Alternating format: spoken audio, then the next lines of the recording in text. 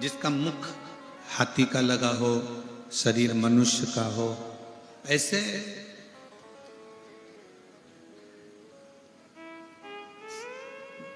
से कैसे विवाह कर सकते?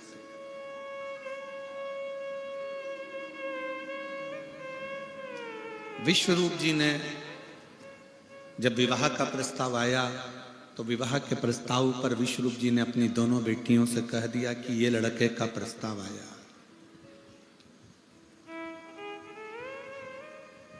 ये लड़के का प्रस्ताव है, और ये मत सोचना बेटियों की केवल यही प्रस्ताव है। शादी के लिए भगवान विष्णु के यहां से भी खबर आई है, ब्रह्मा जी के यहां से भी खबर आई है, इंद्र के यहां से भी खबर आई है,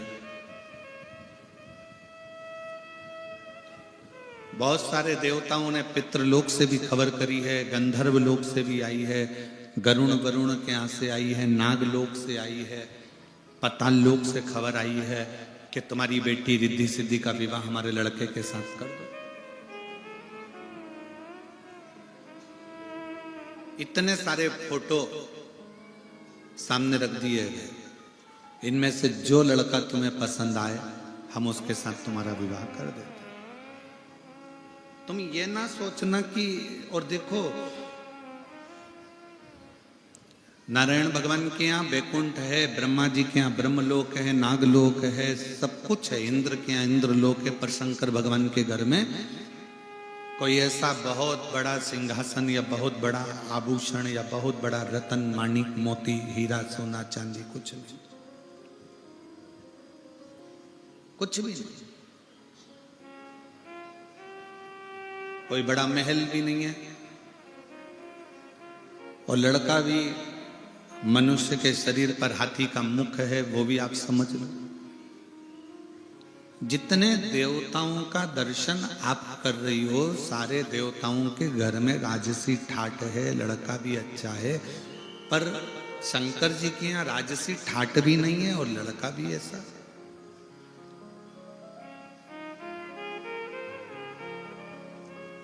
समझ लो, रिद्धि सिद्धि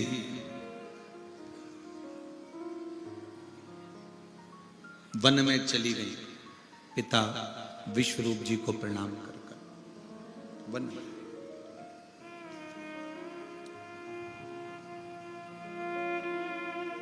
एकांत में बैठ गई हैं रिद्धि सिद्धि। देव ऋषि नारद जी का आगमन हुआ है, और देव ऋषि नारद जी का जब आगमन हुआ तब देव ऋषि नारद ने रिद्धि और सिद्धि से पूछा, क्या बात है, आज प्रजापति विश्वरूप जी की बेटियां वन में घूम रही?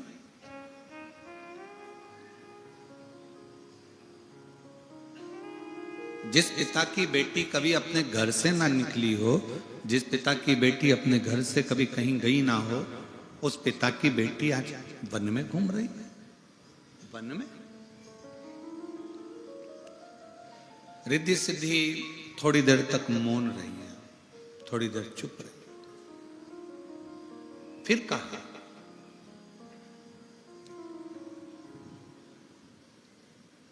आप कुछ बोलोगी नहीं? रिद्धि सिद्धि ने कहा कि हमारे पिता ने हमको हर पल समझाया है, टोका है, बोला है, और हम हमारे पिता के अनुकूल चलने वाली बेटी हैं। मेरी बेटियों, मेरी जीजियों, मेरे भाई, मेरे बेटाओं, मेरी माताओं, गाड़ी में ब्रेक और घर में माता पिता का टोक बहुत जरूरी है।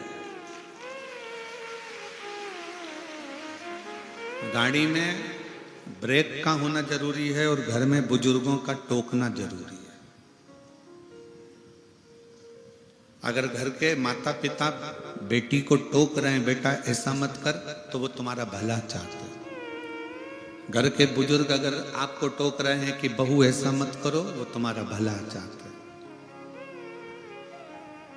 अगर भला नहीं चाहते हैं ना, तो मोहल्ले के लोग तो ये चाहते हैं कि तुम तन पर कपड़ा भी नहीं पहन कर निकलो, तो मोहल्ले के लोग चाहेंगे कि बहुत अच्छी बात है। मोहल्ले के लोग, अगर तुम मदिरा की दुकान से मदिरा खरीद कर निकल रहे हो, पी रहे हो, तो मोहल्ले के लड़के और मोहल्ले के लोग चाहेंगे, परिवार के लोग चाहेंगे कि अच्छा ऐसी बर्बाद हो जाए।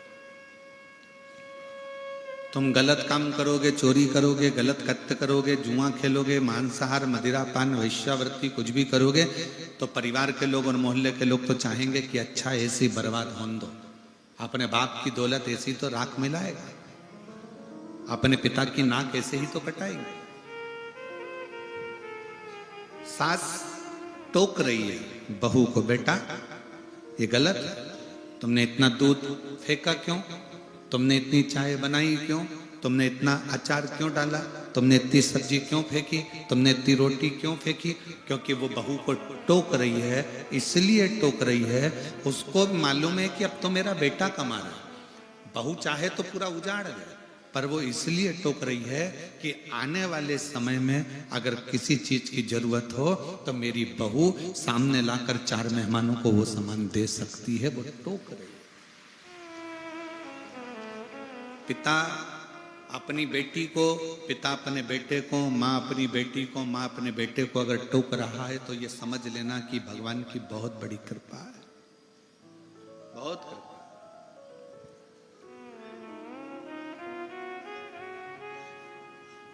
अच्छा एक बात बताओ, गाड़ी में लाइट नहीं होगी, गाड़ी चलेगी कि नहीं चलेगी? जम के तो बोलो जरा, चलेगी ना। गाड़ी में गियर नहीं होंगे, गाड़ी चलेगी कि नहीं चलेगी? चलेगी।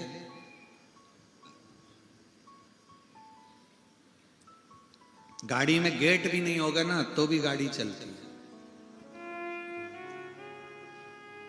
गाड़ी में सीट नहीं है तो भी गाड़ी चलेगी।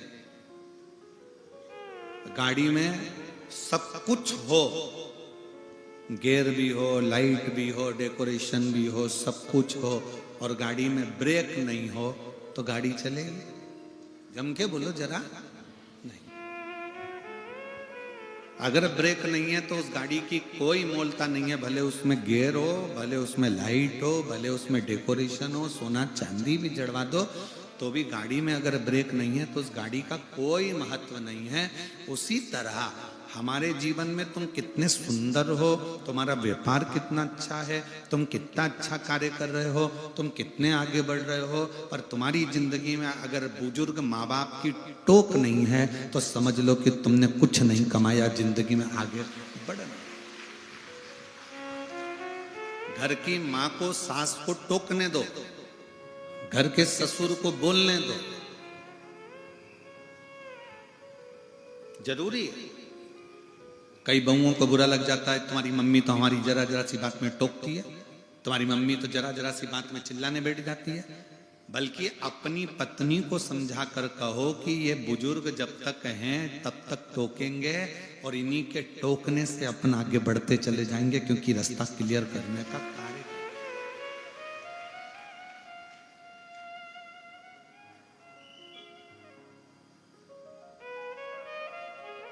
बहुत बड़ा मकान, बहुत बड़ा मकान। एक अमेरिका का एक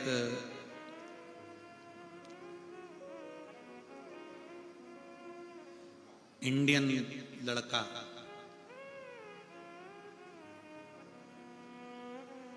जिसका नाम नीलेश था, अमेरिका में रह रहा है।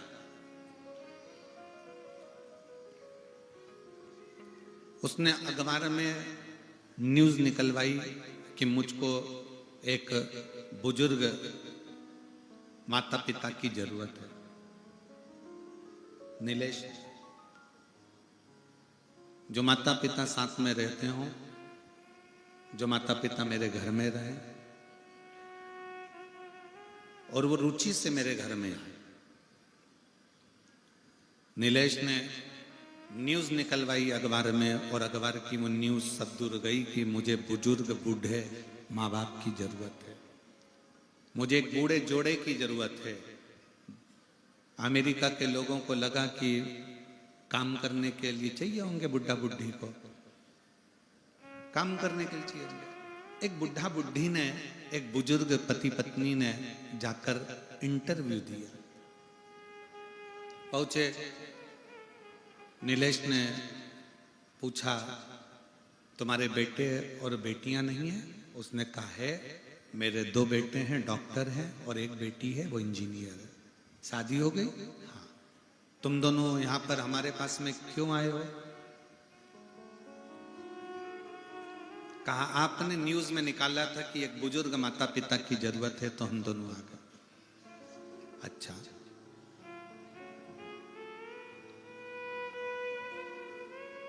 अपने बच्चों के पास क्यों नहीं रहते?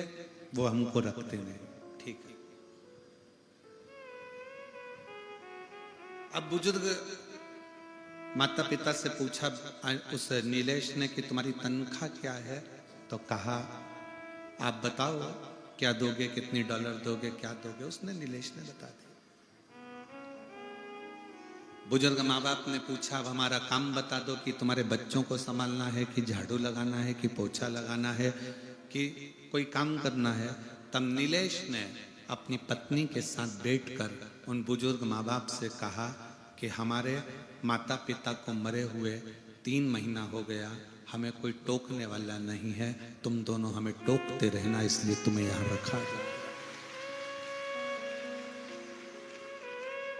तुमसे ना झाड़ू लगवाना है, ना पोछा लगवाना है, तुमसे ना बच्चे संभलवाना है, ना तुमसे खाना बनवाना है। नौकर लगा है, झाड़ू लगाने वाला, पोछा लगाने वाला, रोटी बनाने वाला, भोजन वाला, बच्चों को संभालने वाले सब नौकर लगे हैं, पर हमारे पास कोई टोकने वाला नहीं है। नीलेश ने कहा मैं पूरी तनख्वाह दूंगा, बस आप हमको आपकी बहू समझना, इसको भी टोकना और मुझे भी टोकना। मैं गलत करूं मुझे टोकना, तुम्हारी बहू गलत करे इसको टोकना। उस बुजुर्ग दंपत्ति ने पूछा कि टोकने से होगा क्या? तो वो नीलेश अपनी पत्नी के साथ कहता है कि मैं अपना गुजरात छोड़कर अमेरिका में सबसे बड़ी कंपनी का मालिक बनकर बैठा हूं, मेरे माँ बाप मुझे टोकते थे, ऐसा मत कर देना, वो मत कर देना, और मैं उससे सुधर कर अच्छी जगह पर जाकर बैठ गया और बहुत उच्च पद पर बैठ गया, बहुत उच्च पद। मेरी जीजियों, मेरी बेटियों, बेटाओं, मेरी माताओं, घर के थोड़े से झगड़े के चक्कर में आज भारत के पूरी अदालतों को खोजा जाए तो पूरी अदालतों में सबसे ज्यादा केस तलाक के चल रहे। पूरी अदालतों में भारत की संपूर्ण बड़ी से बड़ी अदालत को खोजा जाए, नीचे से ऊपर तक की सारी अदालतों में सबसे ज्यादा केस चल रहे हैं तो तलाक के चल रहे। कारण टोकना। पर अगर तुम्हारे घर में तुम्हारे बुजुर्ग तुम्हें टोक रहे हैं, तुम्हारे घर के बड़े अगर तुम्हें टोक रहे हैं, तो समझ लेना एक दिन तुम उन्नति की सीढ़ी पर इतने चढ़ जाओगे कि तुम्हें पीछे पलट कर देखने की जरूरत नहीं पड़ेगी। पड़ोसी कभी नहीं टोकेंगे तुमको, रिश्तेदार तुमको कभी नहीं टोकेंगे। तुम दारू पियो, नशा करो, रिश्तेदार कभी नहीं टोकेंगे। उनके लड़के तो और कहेंगे अच्छा पी ले ले ले और ले। जुआ खेलो कोई नहीं टोकेगा, गलत काम करो कोई नहीं टोकेगा। रिश्तेदार, नातेदार, मोहल्ले वाले, समाज वाले, परिवार वाले कोई नहीं टोकेंगे, कोई नहीं टोकेंगे। पर घर में आप जब गलत काम करके आओगे तो घर के बुजुर्ग, माँ बाप या घर की पत्नी या घर का पति या घर का बेटा, कोई ना कोई तुमको टोकता है, तुम ये ऐसा मत करो। क्यों? क्योंकि वो चाहते हैं कि आप अच्छे रहो। समाज के लोग, बड़े लोग, मोहल्ले के लोग, परिवार के लोग ये नहीं चाहते कि आप अच्छे रहो, वो तो ये चाहते हैं कि तुम दुनिया भर में पी के नल्ली में पड़े रहो, गटर में पड़े रहो, गंदगी में पड़े रहो, वो ये चाहते हैं। पर घर का, परिवार का व्यक्ति, एक बुजुर्ग माँ बाप और घर की पत्नी, पति, घर के बच्चे चाहते हैं आप नाली में, गटर में नहीं, अगर पढ़ना ही है तो किसी सत्संग में जाकर पड़े रहो, उससे बढ़कर सुख नहीं।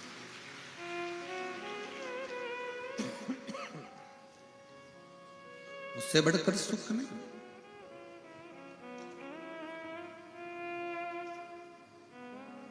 किस किस के घर में माँ बाप हैं? हाथ उठाओ जरा। मैं आपको प्रणाम करता हूं। जो आपके घर में माता पिता हैं और टोकने वाला कोई ना कोई है, इसलिए आपको नमन कर रहा हूं। आपके घर में टोकने वाला कोई ना कोई है, इसलिए मैं आपको प्रणाम करता हूं, नमन करता हूं। रिद्धि सिद्धि, देवऋषि नारद कह रहे हैं कि तुम्हारे विवाह का प्रस्ताव आया है सब दूर से। भगवान विष्णु के यहां से भी आया, तो ब्रह्मा जी के यहां से भी आया, तो इंद्र के यहां से भी आया, तो पितृलोक से भी आया, गरुण वरुण के यहां से भी आया, तो नागलोक से भी आया।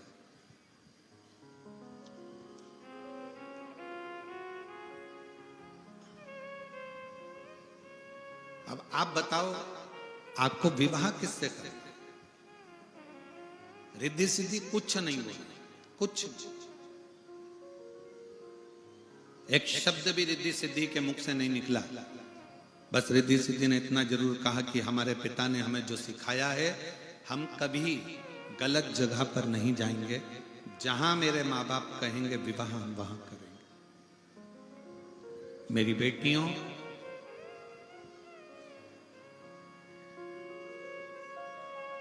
आज का जो समय चल रहा है, ये बड़ा विचित्र समय चल रहा है। तुमको गाड़ी का लालच देकर, मोबाइल का बैलेंस डलवाकर, होटल में खाना खिलाकर, दूसरे धर्म के लड़के सनातन धर्म की लड़कियों को अपनी ओर आकर्षित कर कर उससे शादी कर लेते हैं। शादी करने के 4-6 महीने निकलते हैं, 1 साल निकलता है, क्योंकि वो लड़के ने तुम्हारे को शादी केवल इसलिए नहीं करी कि तुमको पत्नी बनाना है, वो तो इसलिए शादी करी कि सनातन धर्म की, हिंदू की लड़की को नीचा दिखाना है, उसको जूते की नोक पे रखना है, इसलिए उसने शादी करी।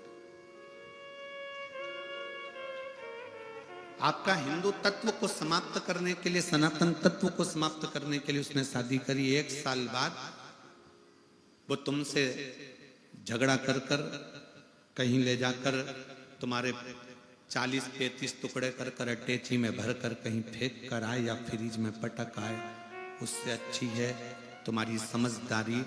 अपनी समाज में, अपने सनातन धर्म में, अपने हिंदू धर्म में शादी करो, दूसरे धर्म की ओर झांक कर भी मत दो। दूसरे धर्म की ओर झांक कर भी नहीं देखना, उसकी बॉडी को, उसकी गाड़ी को, उसके बंगले को, उसकी दौलत को, उसकी जायदाद को उसके पास रहने।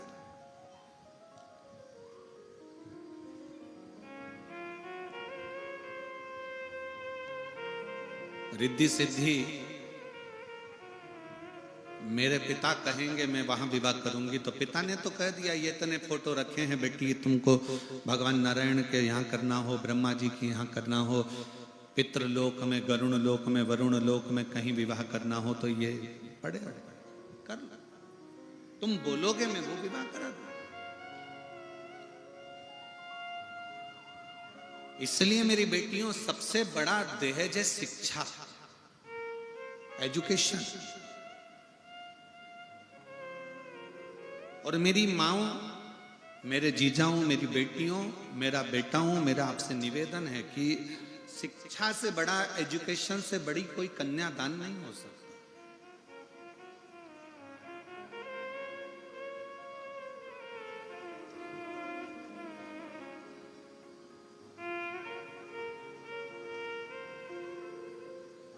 शिक्षा शिक्षा है। और कभी यह न सोचना कि शिक्षा केवल बहुत महंगे स्कूल में पढ़ोगे तो शिक्षा अच्छी रहेगी, या बहुत महंगे कॉलेज में पढ़ोगे तो शिक्षा रहेगी।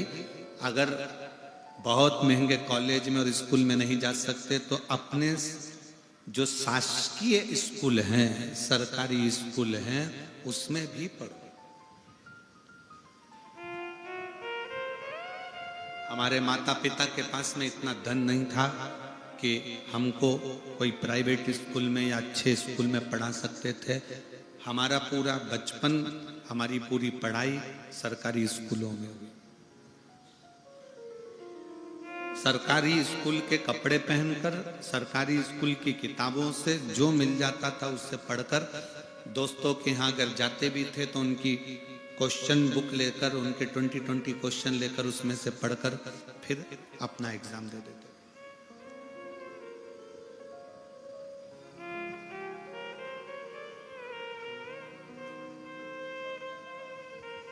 आज भारत के राष्ट्रपति के पद पर विराजमान राष्ट्रपति महोदय से भी अगर पूछा जाए कि तुम कौन से प्राइवेट स्कूल में पढ़ी हो, तो वो भी कह देती हैं मैं अपने गांव के सरकारी स्कूल में पढ़ी हूं और राष्ट्रपति पद पर बैठी हूं।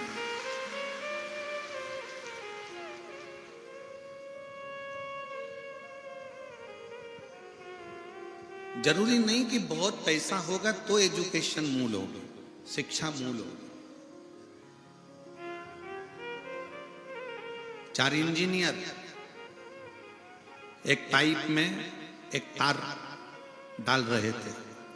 आड़ा टेढ़ा पाइप था, एकदम आड़ा टेढ़ा, उसमें तार कोना था। 4 इंजीनियर रोज मेहनत करते पर वो तार उसके अंदर नहीं जाता, क्योंकि वो पाइप आड़ा टेढ़ा था। एक किसान, इंजीनियरों ने बहुत ऊंचे ऊंचे कॉलेज से पढ़ा, पर वो किसान ने एक छोटे से सरकारी स्कूल में पढ़ा। रोज देख रहा था कि ये तार पाइप में नहीं जा रहा। 4 दिन से इंजीनियर लगे हैं, तो किसान गया, खेत पर जा रहा था धान बोने के लिए। उस किसान ने जाकर कहा क्या बात है? इंजीनियरों ने कहा तू गंवार, तू क्या जानता है, तू गांव में रहने वाला, फसल करने वाला, धान बोने वाला, तुझ में क्या कर, चल जा। उसने कहा हुआ क्या? तो एक इंजीनियर बोला इस पाइप में ये तार नहीं जा रहा है, हम 4 दिन से लगे हुए। तो किसान बोला उसमें क्या दिक्कत की बात है, मैं इसमें अब भी तार भेज देता हूं, ले भेज के बता। दूसरा इंजीनियर बोला गुस्से में कि हम 4 दिन से लगे हैं, तेरे से कैसे चले जाए। किसान गया अपने खेत पर, एक चूहा पकड़ कर लाया, चूहे की पूंछ से तार को बांधा, पाइप में चूहे को छोड़ दिया, चूहा उधर निकल गया, तार निकल कर बाहर हो गया।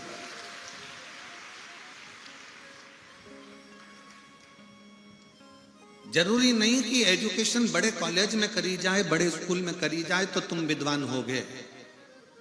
धान बोने वाला वो किसान भी एक चूहे से तार को पार करने की सामर्थ्यता रखता है, भले वो सरकारी स्कूल में पढ़ा हो।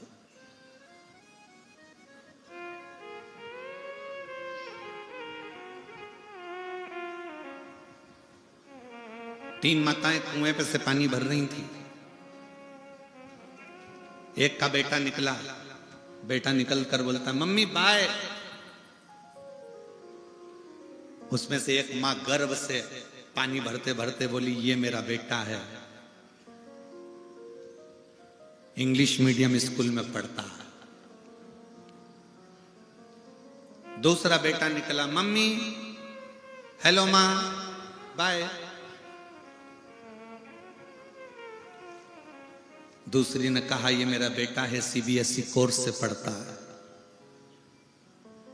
तीसरी का बेटा आया, मां ने बाल्टी भर कर रखी थी, उसने अपना बैग अपनी मम्मी को दिया, प्रणाम किया, दोनों बाल्टियां उठाया, लेकर घर जाने लगा।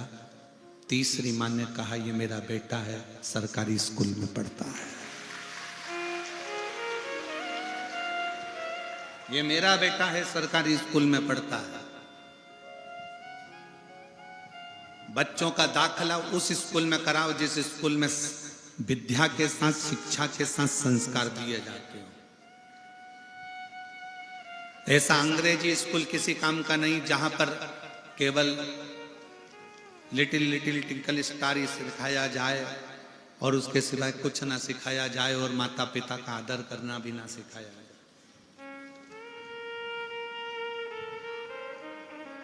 बेटों को लायक बनाओ, अपने बेटा बेटी को खूब पढ़ाओ, लायक बनाओ, पर इतना भी लायक मत बना देना कि बच्चे तुमको नालायक समझने लगे। पापा तुम्हें कुछ नहीं आता, मम्मी तुम क्या जानती हो, पापा तुम क्या जानते हो। बच्चों को लायक बनाना, पर इतना लायक मत बना देना कि बच्चे तुमको नालायक समझने लगे। तुम्हें नहीं आता पापा, आज के जमाने के नहीं हो तुम पुराने जमाने के हो, तुमको कुछ नहीं आता। उस बाप से पूछो कि उसको क्या नहीं आता। तुम्हें बड़ा उसने किया है, तुम्हें पाल पोस कर काबिल उसने बनाया है। दिन भर ड्यूटी पर लगा रहता था, रात की भी ड्यूटी करता था कि मेरे बच्चे अच्छे पढ़ जाएं और मेरी बेटियां खूब अच्छी पढ़ाई कर लें, मेरा घर अच्छा चल जाए। सैनिकों के साथ युद्ध भी करता है। दिन रात कोरोना के समय पर पूरी दुनिया सोती है और वो ड्यूटी निभाता है अपने बच्चों और अपनी पत्नी के लिए। जरा विचार करिएगा। उसके बाद भी दिन रात मेहनत करने के बाद भी बच्चे कह दें पापा तुम्हें अकल नहीं है, तुम नहीं जानते, मम्मी तुम चुप रहो, चुप बैठिए, तुम्हें क्या मालूम है, चुप रहो। बेटे लायक तो हो गए, बेटी लायक तो हो गई, पर माँ बाप को नालायक समझने लगे। नहीं, शिक्षा उच्च हो और शिक्षा के साथ में नम्रता भी उच्च की। जितना बड़ा तुम्हारा औहदा हो ना, तुम बहुत बड़े ओहदे पर, कलेक्टर के ओहदे पर बैठ जाओ, एसपी के ओहदे पर बैठ जाओ, डीआईजी आईजी के ओहदे पर बैठ जाओ, मिनिस्टर मंत्री संतरी कलंतरी के ओहदे पर बैठ जाओ, उतनी उतनी तुम में नम्रता आती जाना चाहिए, अकड़ नहीं। क्योंकि ये कड़ले कड़ले दांत तो एक दिन टूट के गिर जाते हैं, पर कोमल कोमल जीवान तो मरते दम तक साथ निभा जाती है। नम्रता रखिए। औधा तुम्हारी उच्च पद, उच्च प्रतिष्ठा, ये तुमको जो मिली है तुम्हारी मेहनत से मिली है। मेहनत के साथ में ना जाने कितनों की दुआ तुमको लगी होगी तो मिली है। उसको ये ना सोचे कि ये केवल मैंने कमाया है, ये मैं लेकर।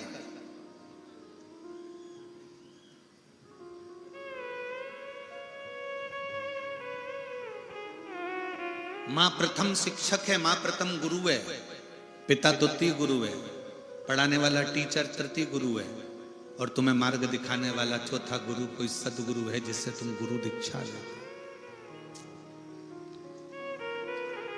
आज के जमाने में सबसे ज्यादा अगर सम्मान पा रहे हैं तो चौथे नंबर के गुरु पाते हैं, जो तुमको केवल थोड़ा बहुत ज्ञान देते हैं, थोड़ा गुरु मंत्र दे देते हैं। बड़े बड़े सिंहासन पे, चांदी के सोने के सिंहासन पर बैठ जाएंगे, खूब ज्ञान देंगे, और उनके अंदर क्या भरा पड़ा है, अंदर कितना मेल भरा पड़ा है, ये किसी को नहीं मालूम। आपने अपने माँ को छोड़ दिया, उसके चक्कर में अपने पिता का सम्मान करना बंद कर दिया, उसके चक्कर में अपने शिक्षक का सम्मान करना बंद कर दिया, उसके चक्कर में।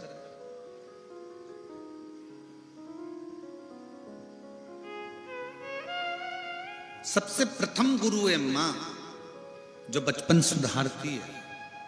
दूसरा गुरु है पिता, जो जवानी सुधार देता है बच्चों की। एक बाप से पूछना,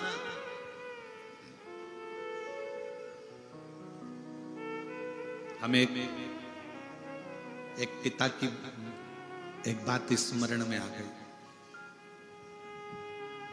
हम महाराष्ट्र में कथा करने के लिए गए थे, और वहां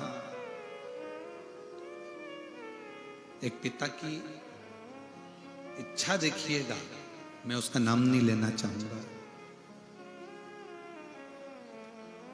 6 महीने रिटायरमेंट के बचे थे उस पिता के,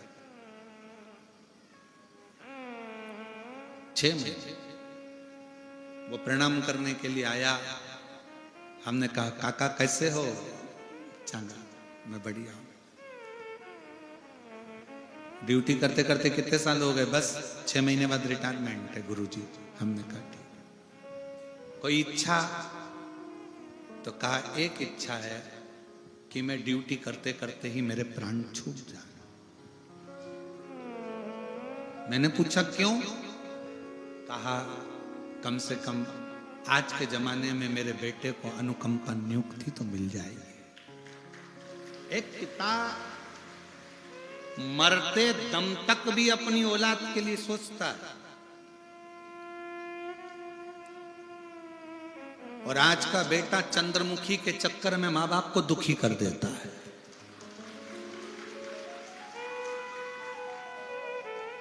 उसको ये नहीं मालूम कि चंद्रमुखी के चक्कर में खुद भी दुखी है।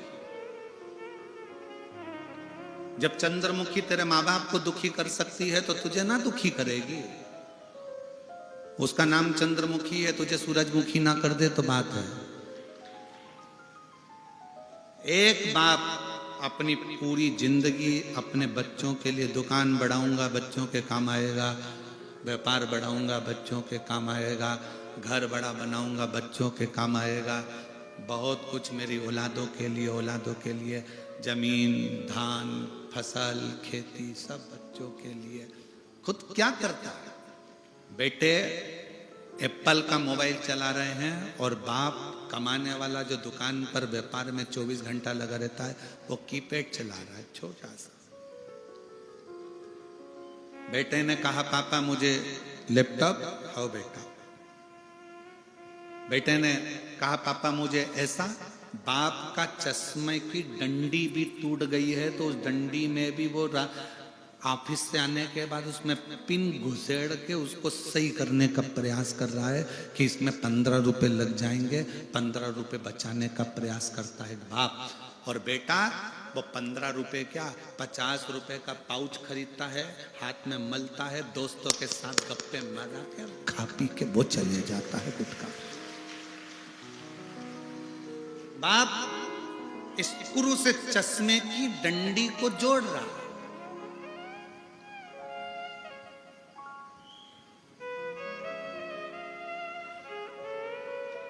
मेरी बेटियों, बेटाओं, मेरी माताओं, मेरी जीजियों, मेरे जीजाओं, बच्चों को एजुकेशन दो, खूब अच्छी दो, खूब अच्छा पढ़ाओ, पर साथ में उसको संस्कारित भी बनाओ। बहुत बड़ी पूंजी है संस्कार, बहुत बड़ी पूंजी।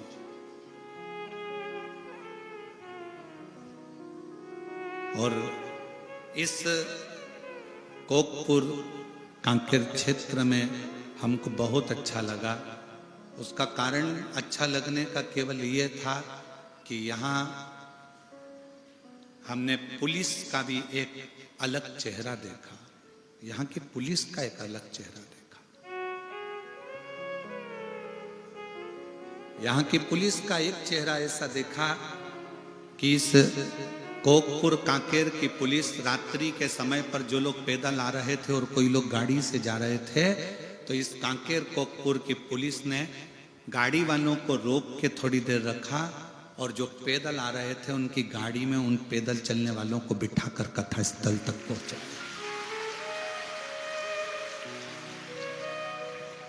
मैं कांकेर कोकपुर की इस पुलिस को सलूट देता हूं, सलाम करता हूं और वंदन करता हूं उसको कि आप लोगों को नम्रता भगवान ने बहुत दी। अपने पद के साथ में अपनी दिल की नम्रता को गंवाया नहीं आप लोगों ने। और दूसरी जगह का होता तो सोचते कि इतनी भीड़ है, लाखों की जनता है, पंडाल भरे पड़े हैं, टेंट भरे पड़े हुए हैं, रात भर लोग आ रहे हैं, लोग घबरा कर कह देते चलो जाने दो, जो होगा देखा जाएगा, अच्छा है जंगल में जाए तो अच्छी बात है। पर नहीं, यहाँ की पुलिस ने, यहाँ के लोगों ने गाड़ी को रुकवा कर जो पैदल आ रहे थे उनसे कहा इनको बिठाओ। उस गाड़ी में पहले से लोग भरे हैं तो भी उसमें एडजस्ट करा कर बिठा कर उनको इस कथा स्थल तक भेजा कि किसी को कष्ट ना हो और वो आराम से कथा स्थल तक। ये चेहरा लोगों को प्रेरणा देता है कि आपके अंदर भी एक दिल धड़कता है।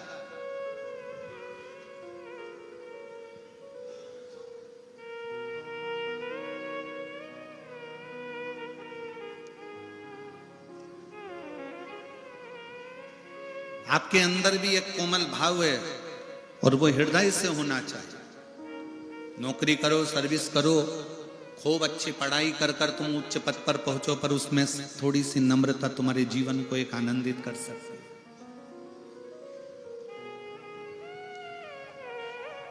सुख है।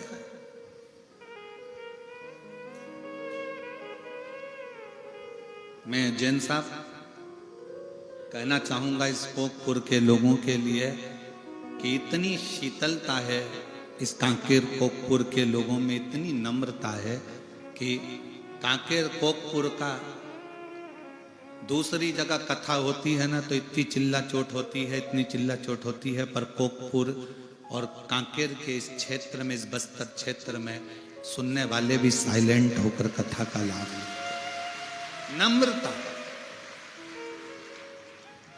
सहजता आपका सबसे बड़ा गुण है, सहजता। और वो होना चाहिए। रिद्धि सिद्धि कहती हैं कि हमारे पिता हमको जहां विवाह करना चाहेंगे हम वहां विवाह कर लेंगे, जहां पिता चाहे।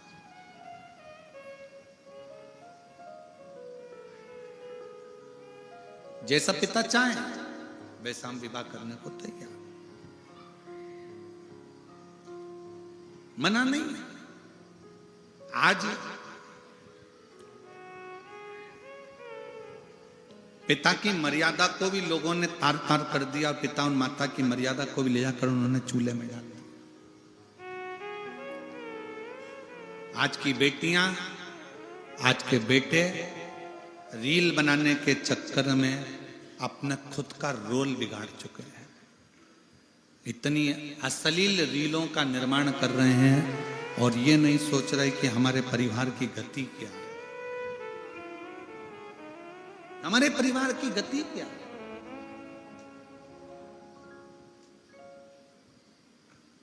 मेरी बेटियों, मेरे बेटाओं, मेरी तुम्हारे पास में बहुत अच्छे मोबाइल हैं, तुम्हारे पास में बहुत अच्छी तुम्हारी सोशल मीडिया है, तुम्हारे पास में लाखों लोग तुमसे इंस्टाग्राम पर, व्हाट्सएप पर, फेसबुक पर जुड़े हुए हैं।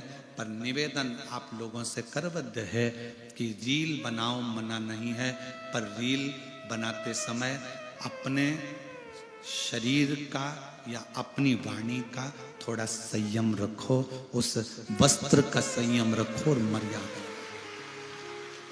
हो। बनाओ, हमारी तरफ से मना नहीं, पर ऐसा ना बनाया जाए जिससे अपने माँ बाप को भी सोचना पड़े, विचार करना पड़े।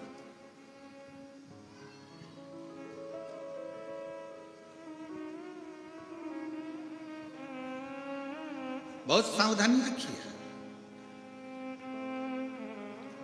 एक छोटा सा मैसेज आता है मोबाइल पर, आपसे ओटीपी पूछी जाती है, पूछते से ही फिर पूछा जाएगा आप यहां हो। आजकल सोशल मीडिया के माध्यम से कई लोग नकली पुलिस बनकर तुमको डराने का प्रयास करते हैं। तुम्हारा बेटा ने ये काम कर दिया है, वो बंद हो गया है, 5 लाख रुपए डलवाओ, हमने तुम्हें अकाउंट में भेजे हैं, हम इस थाने से थानेदार बोल रहे हैं, हम इस चौकी से बोल रहे हैं। किसी भी फोन पर, किसी भी मैसेज पर ध्यान मत देना। कोई कितनी भी धमकी दे दे कि तुम्हारा लड़का यहाँ बंद है, तुम्हें 2 लाख की यहाँ डालना पड़ेगा तो हम छोड़ देंगे, तुम्हारा लड़का यहाँ फंस गया, तुम्हारी लड़की इस केस में फंस गई, सोशल मीडिया पे उसको किडनैप कर लिया गया, ये कर लिया गया, वो कर लिया गया, किसी के कहने में मत। कोई तुमसे कहे ये ओटीपी दे दो, मालूम पड़े तुम्हारा पूरा पैसा तुम्हारे बैंक में रखा हुआ, तुम्हारी 1-1 रुपए की पूंजी पूरी चली जाए, पूरी चली जाए। एक बूढ़ी मां राजस्थान का एक स्कूल में चपरासी की नौकरी करती, आंख से थोड़ी सी उसको तकलीफ थी, मोतियाबिंद आदि था, तो एक आंख से देखती थी, दूसरी आंख से उसको तकलीफ थी, दूसरी आंख से उसको तकलीफ। और वो बूढ़ी मां नौकरी करती, पैसा आता, डलवा देती। उसके पति की जगह पर उसकी नौकरी लगी थी, तो वो पढ़ी लिखी नहीं थी, बहुत ना के बराबर। छोटा सा मोबाइल आ गया और बूढ़ी माँ ने अपना पैसा इकट्ठा कर कर कर जो बैंक में उसकी तनख्वाह रखी थी, किसी ने उससे मैसेज करा, उससे ओटीपी पूछी और उसने वो ओटीपी बताई, उसका बैंक पूरा खाली हो गया। इतनी रोई कि मेरी जिंदगी की पूरी पूंजी चली गई। 4 लड़कियां उसकी, चारों विवाह के लायक, शादी पक्की हो गई थी, पैसा रखा था, तो सम्मेलन में शादी करने वाली थी, पर उसमें भी थोड़ा थोड़ा पैसा उसका जमा होना था। सम्मेलन में एक फॉर्म भरना था जिसमें 5-5 हजार रुपए या 10-10 हजार रुपए सम्मेलन में जमा होना था। उसके पास वो 10-10 हजार भी नहीं थे। 4-5 जगह गई, कोई ने उसकी मदद नहीं करी। तब उसने टीवी पर कथा सुन रखी थी, सीहोर पहुंच गई और मैं राजस्थान से हूं, मेरा ये नाम है और ऐसा ऐसा है, बेटियों की शादी करना है। कुछ समिति से फोन आया, ऐसा ऐसा प्रसंग है। समिति ने निर्णय लेकर चारों बेटियों के फॉर्म जमा करवाए, पैसे जमा करवाए, सम्मेलन में जाकर बात कराकर चारों बेटियों का विवाह करवाया। मां ने कहा कि मेरे से बस केवल ओटीपी पूछा गया, मेरे मैसेज आया और मैंने मैसेज पर बताया और मेरा पूरा पैसा चले, पूरा चले। थोड़ी सावधानी, प्रशासन तो अपनी जगह पर है जो आपको सावधान करता रहता है, पर थोड़ी सावधानी अपनी भी होना चाहिए। बहुत रिद्धि सिद्धि, आपके पिता के कहने पर आप विवाह नहीं करोगे? हाँ, हमारा पिता ही कहेगा, हम तो वही करेंगे। इतने फोटो आए हैं, कौन सा फोटो में लड़का पसंद आया उससे विवाह कर लो। सबको देखा, इंद्र के पुत्र जयंत का भी आया, नारायण भगवान के यहां से भी आया, ब्रह्मा जी के मानस पुत्रों का भी आया, पाताल लोक से भी आया, पितृलोक से भी आया, परंतु आखिरी में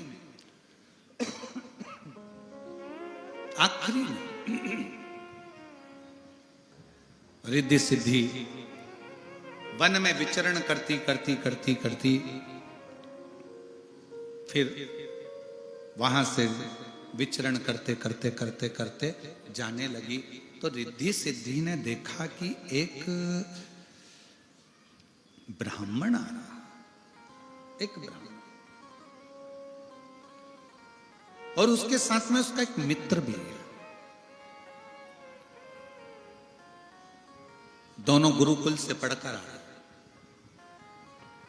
एक ब्राह्मण मित्र से कह रहा है कि देखो आज अपन घर से निकले और मिट्ठू दिखा है, तोता दिखा है। हाँ, गुरुजी ने कहा था जब तोता दिखे सुबह से तो समझ लेना कि आज मीठा खाने को मिलेगा। तोता दिखे तो समझ लेना मीठा खाने को मिलेगा। दूसरा मित्र बोला नहीं, मीठा खाने को तो मिलेगा पर मीठा भी कड़वा होगा,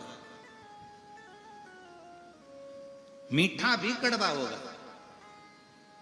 रिद्धि सिद्धि उन दोनों ब्राह्मण पुत्रों के पीछे पीछे चली। ब्राह्मण पुत्र एक जगह पर भोजन करने गए, भोजन कर कर निकले तो दोनों बात कर रहे थे। एक ने कहा भाई आज तो अपन ने तोता देखा तो मीठा खाने को तो मिला, पर तूने बिल्कुल सत्य कहा था कि मीठा भी कड़वा था, तुझे कैसे मालूम? एक ने कहा मुझे तो मेरे गुरु ने बताया था कि तोता सुबह से दिखे तो समझ लो, मिट्ठू सुबह से दिखे तो समझ लो मीठा खाने को मिलेगा। तूने कैसे कह दिया कि मीठा तो मिलेगा पर कड़वा मिलेगा, तूने कैसे कह दिया? उसने कहा कि वो तोता नीम के पेड़ पर बैठा था, इसलिए मुझे समझ में आ गया कि खीर तो मिलेगी पर कड़वी मिलेगी। मीठा तो मिलेगा पर कड़वा मिलेगा। दूसरे मित्र ने अपने मित्र के हाथ जोड़ लिए कि मेरे गुरु ने तो मुझे शिक्षा दी थी कि तोता दिखे तो मीठा मिलेगा, पर तेरे भीतर की जो बुद्धि है उस बुद्धि ने यह सिद्ध कर दिया कि तोता नीम के पेड़ पर बैठा है, मतलब मीठा तो मिलेगा पर मीठा भी कड़वा मिलेगा। नीम का पेड़ पर तोता बैठा। तब रिद्धि सिद्धि ने विचार कर लिया कि अब पक्का निर्णय है कि लड़का चाहे कितना भी सुंदर हो उससे मतलब नहीं, लड़के के पास कितने भी पेट्रोल पंप हो उससे मतलब नहीं, लड़के के कितने भी बंगले हो उससे मतलब नहीं, लड़का बुद्धि से विद्वान होना चाहिए। गणेश जी को क्या कहा जाता है? किसके देव हैं वो? जम के बोलो, बुद्धि के देव। अब रिद्धि सिद्धि ने विचार कर लिया कि मुझे अब शादी करना है तो बुद्धि के देव से कर।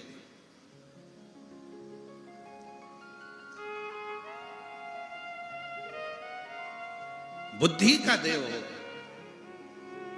सरल हो, सहज हो, सम्मान देने वाला हो। मालूम पड़े पेट्रोल पंप देख लिया, गाड़ी देख ली, बंगला देख लिया और लड़की बिहा दी और लड़की को रोज का ताना दे, रात को 1-1 बजे आए दोस्तों के साथ, वो भी ड्रिंक कर कर आए, ऐसा लड़का किसी काम का नहीं। लड़का वो होना चाहिए भले थोड़ा धन कम हो पर तुम्हारी बेटी की इज्जत करे, उसका सम्मान करे, उसका आदर करे।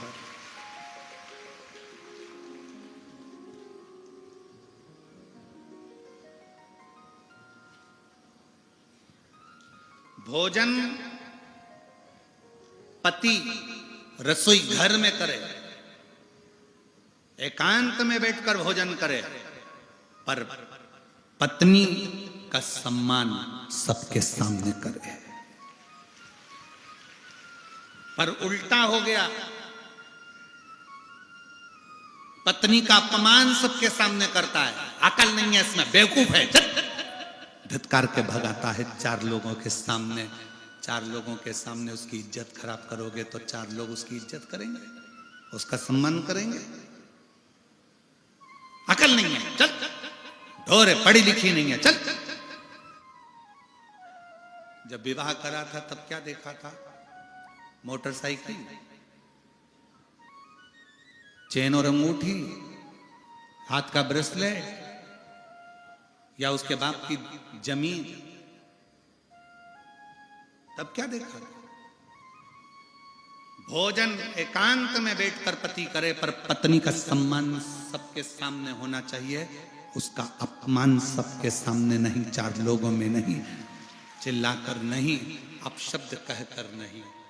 पर पति अपनी शूरवीरता 4 लोगों में अपनी पत्नी पर दिखाता है कि मैं शूरवीर हूं, देखा मेरी कितनी धाक है।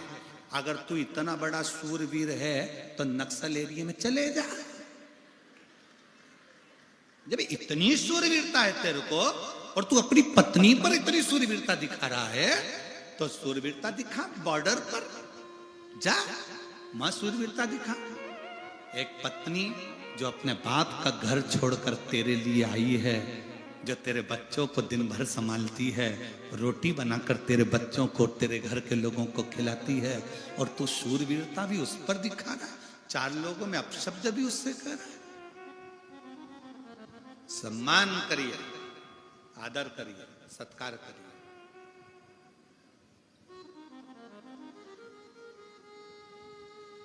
जिस घर में स्त्रियां ज्यादा रोती हैं ना, उस घर का विकास कभी नहीं हो सकता, क्योंकि दिल के अरमा आंसुओं में बह गए और अच्छे अच्छे सूरवीर पानी में डह गए। इसलिए सावधान इंडिया, सावधान कोकपुर कांकेर, सावधानी रखिए, सम्मान दीजिए सबके सामने, इज्जत करिए सबके सामने। डांटना है तो एकांत में जाइए। अरे रामचरितमानस से सीखो, कैकेयी जी को गुस्सा आया तो सबके सामने चिल्ला के बोली क्या? अरे बोलो तो जम के। कैकेयी जी को गुस्सा आया तो कहां गई थी? अरे अच्छे से बोलो जम के, कोप भवन।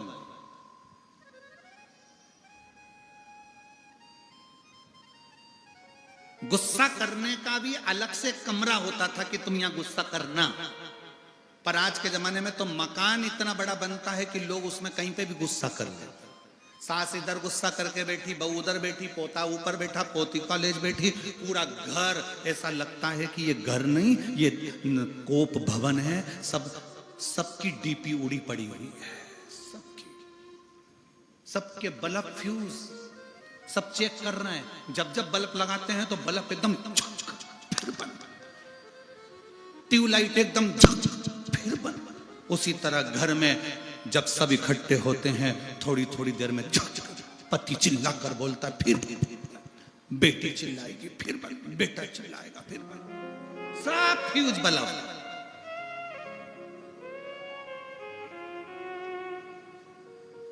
अरे भाई थोड़ा इन्वर्टर लगा लो, बल्ब शार्ट नहीं होंगे, बैटरी को चार्ज रखो, थोड़ा बहुत शिव महापुराण में जाकर बैटरी को चार्ज कर लिया करो, कथा सुन लिया करो, फ्यूज नहीं हो, फ्यूज नहीं हो। सावधानी बहुत जरूरी। रिद्धि सिद्धि अब कह रही है कि मैं विवाह करूंगी तो बुद्धि के देव के साथ करूंगी। बुद्धि का देव कौन? जम के बोलो जरा, गणेश। अब इनके यहां बंगला नहीं है, सोने का सिंहासन नहीं है, धन वैभव नहीं है, पर बुद्धि है। बुद्धि है और बहुत जरूरी है। तुम्हारे पास में करोड़ों का धन हो और बुद्धि नहीं हो, कितनी सुंदर बात शास्त्र कहता है कि पूत सपूत तो की धन संचय और पूत कपूत तो की धन संचय। बेटा सपूत है तो पैसा जोड़ने की जरूरत नहीं है, वो खुद मेहनत से जोड़ लेगा। और बेटा कपूत है तो कितना भी जोड़कर चले जाओ वो सब राख मिला देगा। इसलिए बुद्धि है तो प्रॉपर्टी भी संभालेगा, घर भी संभालेगा, परिवार भी संभालेगा, सत्ता भी संभालेगा, वैभव भी संभालेगा, सब कुछ संभाल सकता। पर यदि बुद्धि ही नहीं है तो फिर क्या संभाले? गणेश जी को जब भी गणेश चतुर्थी पर आप अपने घर में लेकर आते हो, शादी में गणेश जी की पूजन करते हो, घर में शुभ कार्य होता है, सत्यनारायण जी की कथा होती है तो गणेश जी की पूजन करते हो, मंगल कार्य हो तो घर में गणेश जी की पूजन करते हो। क्यों करते हो?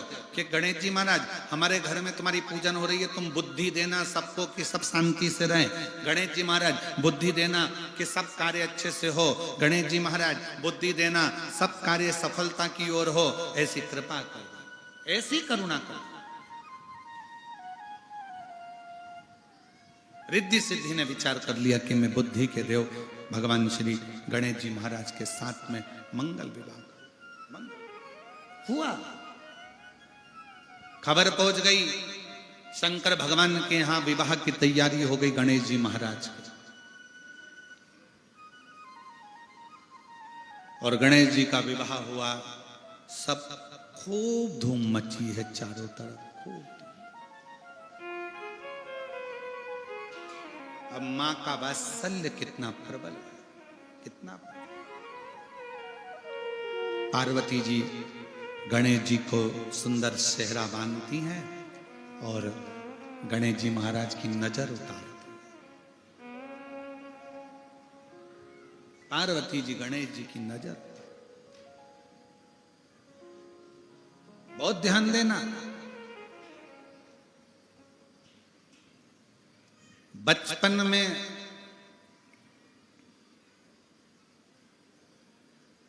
बच्चे को नजर से बचाने के लिए मां कितना कितना प्रयास करती है।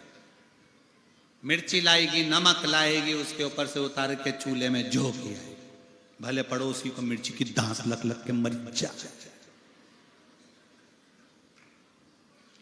मां है, बच्चे को नजर से बचाने का कितना कितना प्रयास करती है मां। बोलो री जीजियो, सही बात है कि गलत बात है? जम के बोलो जरा, सही है। एक मां अपने बच्चे को नजर से बचाने का अथक प्रयास करती है। मेरी माओं से निवेदन है, बच्चे को बचपन में जैसे तुम नजर से बचाते हो, उसी तरह जवानी में बच्चों को बुरी आदत से भी तुम्हें बचाना है। नजर से तुम बचा सकते हो तो बुरी आदत से भी तुम बचा सकते हो। बुरी आदत में बच्चा गलत काम कर कर आए, उसको समझाओ, ना समझे, दूसरी बार, तीसरी बार, चौथी बार समझाने का प्रयास करिए। नजर से बचाने का प्रयास करिए।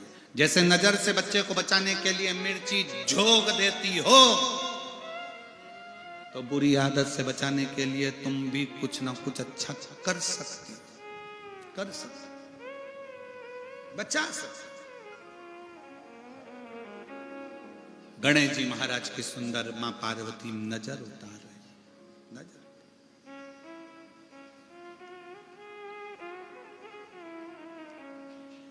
राम की लागी है, सीता की लागी,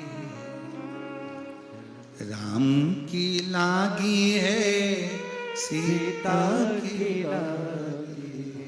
और लक्ष्मण की लग गई नजरिया, गौरा काजल लगा दो। लक्ष्मण की लग गई नजरिया, गौरा काजल लगा दो। गणपति को लग गई नजरिया, गौरा काजल लगा दो। गणपति को लग गई नजरिया, गौरा काजल लगा दो। काजल लगा दो, गौरा काजल लगा दो। काजल लगा दो, गौरा काजल लगा दो। काजल लगा दो, गौरा काजल लगा दो। काजल लगा दो, गौरा काजल लगा दो। गणपति को, आदि गणपति को, ओ जी गणपति को लग गई नजरिया, गौरा काजल लगा दो। गणपति को लग गई नजरिया, गौरा काजल लगा दो। शंभो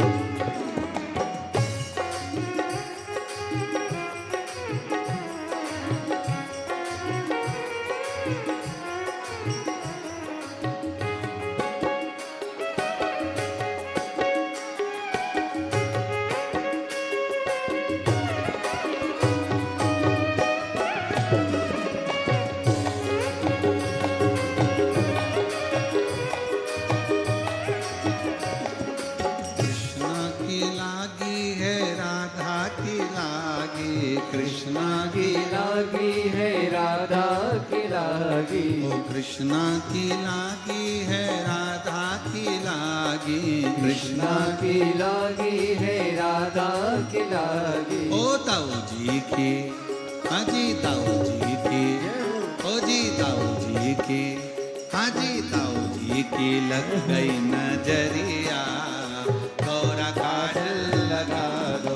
ताऊ जी की लग गई नजरिया, गौरा काजल लगा दो। ताऊ जी की लग गई नजरिया, गौरा काजल लगा दो। ताऊ जी की लग गई नजरिया, गौरा काजल लगा दो। ओ काजल लगा दो, गौरा काजल लगा दो। काजल लगा दो, गौरा काजल लगा दो। काजल लगा दो, गौरा काजल लगा दो। काजल लगा दो, गौरा काजल लगा दो। ओ गणपति को, गणपति को, गणपति को लग गई नजरिया, गौरा काजल लगा दो। गणपति को लग गई नजरिया, गौरा काजल लगा दो।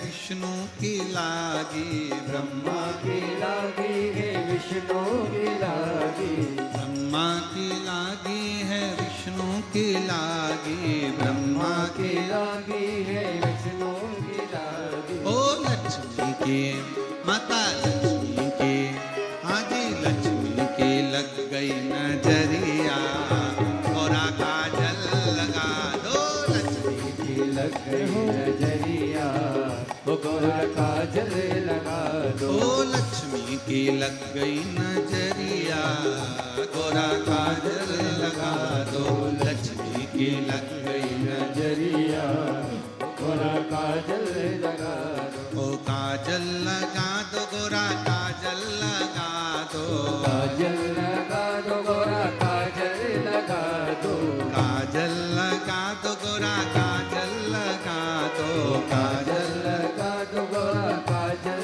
लगा दो। ओ गणपति को, गणपति को, गणपति को लग गई नजरिया, गोरा काजल लगा दो, गणपति को लग गई नजरिया, गोरा काजल लगा दो।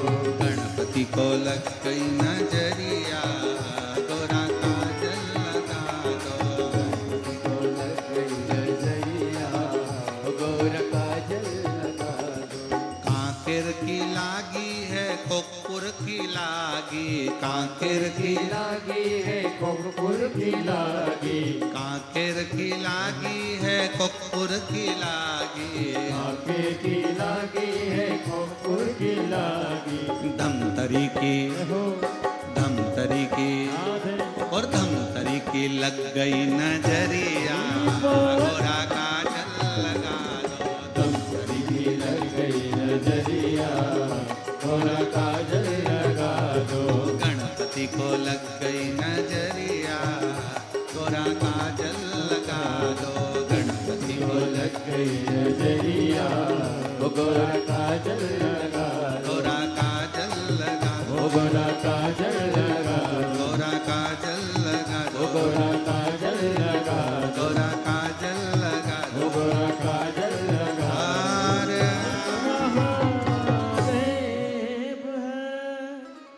अपने स्थान पर बैठकर भगवान शिव जी से अपने मन का भाव बड़े आनंद से, दिल से बाबा को प्रार्थना करिए, विनय करिए, निवेदन करिए। और कांकेर की लागी है कोकपुर की लागी, कांकेर की लागी है कोकपुर की लागी, और धमतरी की, धमतरी की लग गई नजरिया, गौरा काजल लगा दो।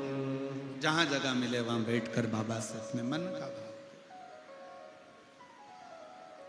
दिल से बाबा को प्रार्थना करिए, विनय करिए, निवेदन करिए। और बाबा को आज कथा का विराम दिवस है।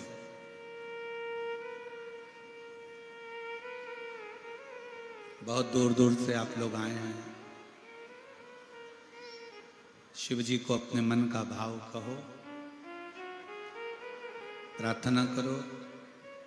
बाबा से जरूर कहो कि अगली कथा में हमारा भी पत्र व्यासपीठ पर पहुंचे, हमारी भी झोली खुशियों से भर दो मेरे बाबा, ऐसी प्रार्थना।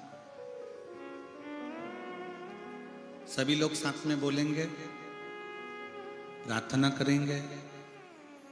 आपकी आवाज इस व्यासपीठ तक, व्यासपीठ और आपकी आवाज दोनों को मिलाकर शिव तक पहुंचाने का प्रयास करें।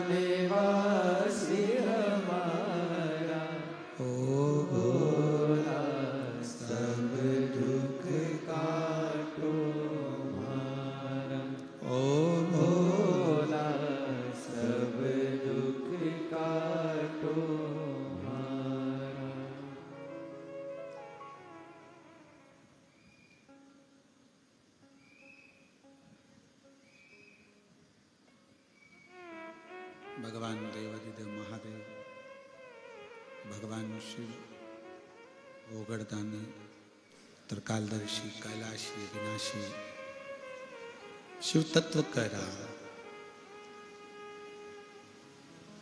पार्वती जी भगवान श्री गणेश जी महाराज की नजर उतारती। बचपन में जैसे बच्चों को नजर से बचाते हो, जवानी में बच्चों को बुरी आदत से बचाओ।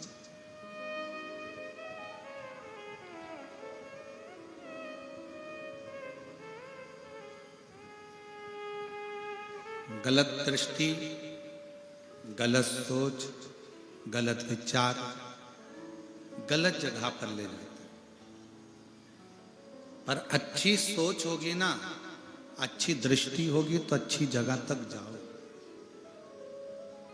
एक बहन ने पत्र लिखा, उस पत्र में उसने लिखा कि हम लोग पूरा परिवार शिव का इतना महत्व नहीं जानते थे कि शिव का महत्व क्या। मेरा नाम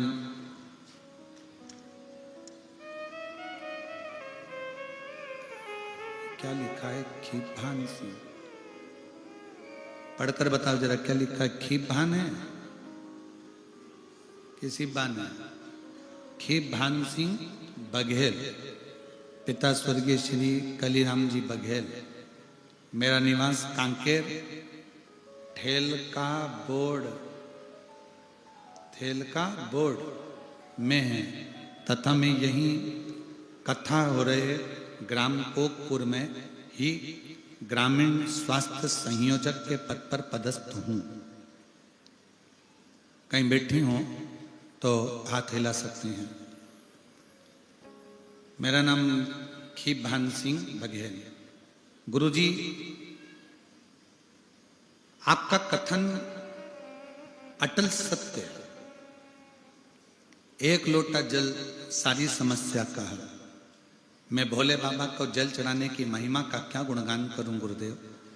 एक लोटा जल चढ़ाने वाले के घर परिवार के समस्त कष्टों का निवारण भोलेनाथ करते हैं, दुख नहीं आने देते। गुरुजी, शिव कृपा किसको कहते हैं? भगवान शंकर की कृपा किसको कहते हैं? गुरुजी, मैं बाबा को धन्यवाद देने के लिए आई हूं। मेरे पिताजी एक किसान रहे और हम 5-7 भाई बहनों का परिवार है। 7 भाई बहन हैं हम। विश्वास नहीं था कि शिव शिव होते हैं। हमारे पिता शंकर जी की पूजन करते थे तो हम हंसते थे। पिताजी को कहते थे, क्यों ये शंकर जी का शिवलिंग लिया है, क्यों इसकी पूजन करते हो, इससे कुछ मिलेगा क्या? हमारे पिताजी हमसे कहते थे कि एक दिन ऐसा आएगा कि तुम शंकर की पूजन करोगे और उसका फल तुम्हें मिलेगा जरूर। आज मेरे पिता के वचन और आपके वचन एक जैसे लगते हैं कि दुनिया में कोई किसी को सुख नहीं दे सकता जो शिव दे सकते।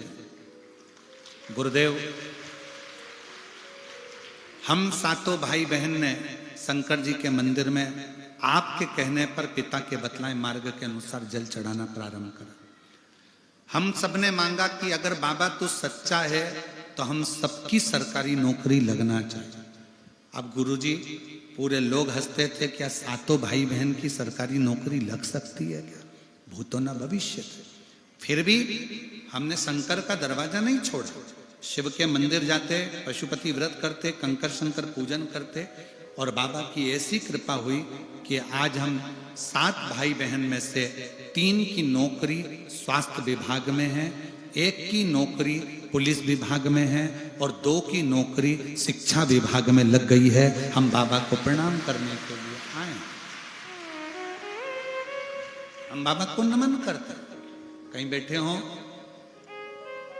मेरा नाम खीप भान सिंह बघेल, पिता स्वर्गीय श्री कालीराम जी बघेल।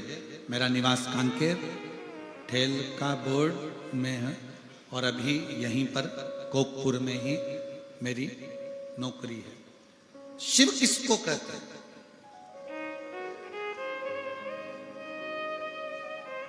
उस बहन ने, उस भाई ने लिखा कि देवता देते हैं पल्ला झाड़कर और महादेव देते हैं छप्पर फाड़ कर।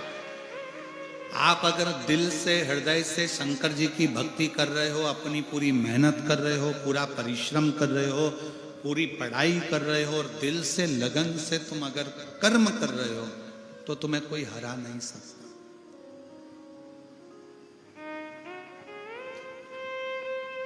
कोई नहीं हरा सकता।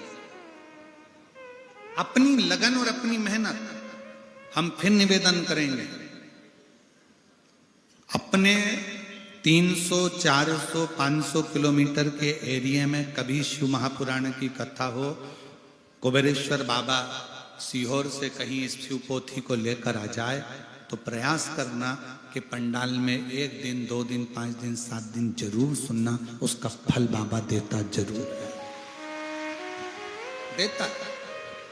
कभी बाबा आपको इस लायक बनाए कि जैसे देव कुमार जी जैन कथा करा रहे हैं, ऐसे कभी योग बने और अपने सब आनंद के साथ बाबा से प्रार्थना करना कि एक दिन मुझे भी इस लायक बनाना कि मैं भी शिव पुराण की कथा अपने क्षेत्र में करा सकूं। कई लोग ऐसे भी होते हैं कि इतना अरेंजमेंट नहीं कर पाते हैं, इतनी व्यवस्थाएं नहीं कर पाते हैं, सोचते हैं कि हम सम्मिलित होकर करें। हमारा निवेदन है, प्रयाग में 10 तारीख से 16 तारीख तक शिव महापुराण की कथा होने जा रही है। एक वो मोबाइल नंबर है आशीष के पास। 10 तारीख से 16 तारीख तक शिव महापुराण की कथा प्रयाग में होने जा रही है। जिनके अंदर यजमान बनने का भाव हो कि भाई हमको वहाँ कथा के यजमान बनना है, हमारे पास इतना तो नहीं, फिर भी बाबा के अनुसार जिसकी जिसकी जैसी सामर्थ्यता के अनुसार यजमान पद अगर कोई ग्रहण करना चाहते हैं, वो भी इसलिए कि कई लोगों के फोन आए कि सीहोर की गुरुजी हमें प्रयाग में यजमान बनना है, कब लोग योग लगेगा, 144 साल बाद हम जिए कि ना जिए, कम से कम हम वहाँ शिवपुराण के यजमान तो बन जाएंगे। तो उनके लिए एक नंबर हम दिए दे रहे हैं, उस नंबर पर आप यजमान ग्रहण करने के लिए आप संपर्क कर लेना। और जिनको यजमान बनना है वहाँ पर आकर त्रिवेणी के घाट पर माँ 21 नंबर सेक्टर और पीपा पुल नंबर 1, ऐसे माँ त्रिवेणी गंगा यमुना सरस्वती बह रही है और उसी बीच में ये पवित्र शिव महापुराण की कथा पावन प्रांगण में होगी। उसका नंबर आप लोग नोट कर लें, 8821073039।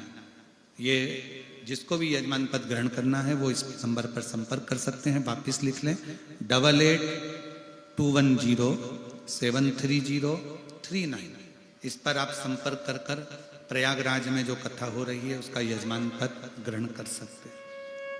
जिसकी रुचि के अनुसार कभी बाबा से प्रार्थना करो। जैसे इस बहन ने लिखा कि हम 7 बहन भाई हैं, पर हमने भी बाबा से शर्त रखी, क्या सबको नौकरी सरकारी मिल सकती है? क्या सबको सरकारी नौकरी प्राप्त हो सकती है? मेरा निवेदन है, आपकी लगन, आपकी मेहनत, एक पत्र और है देखिए,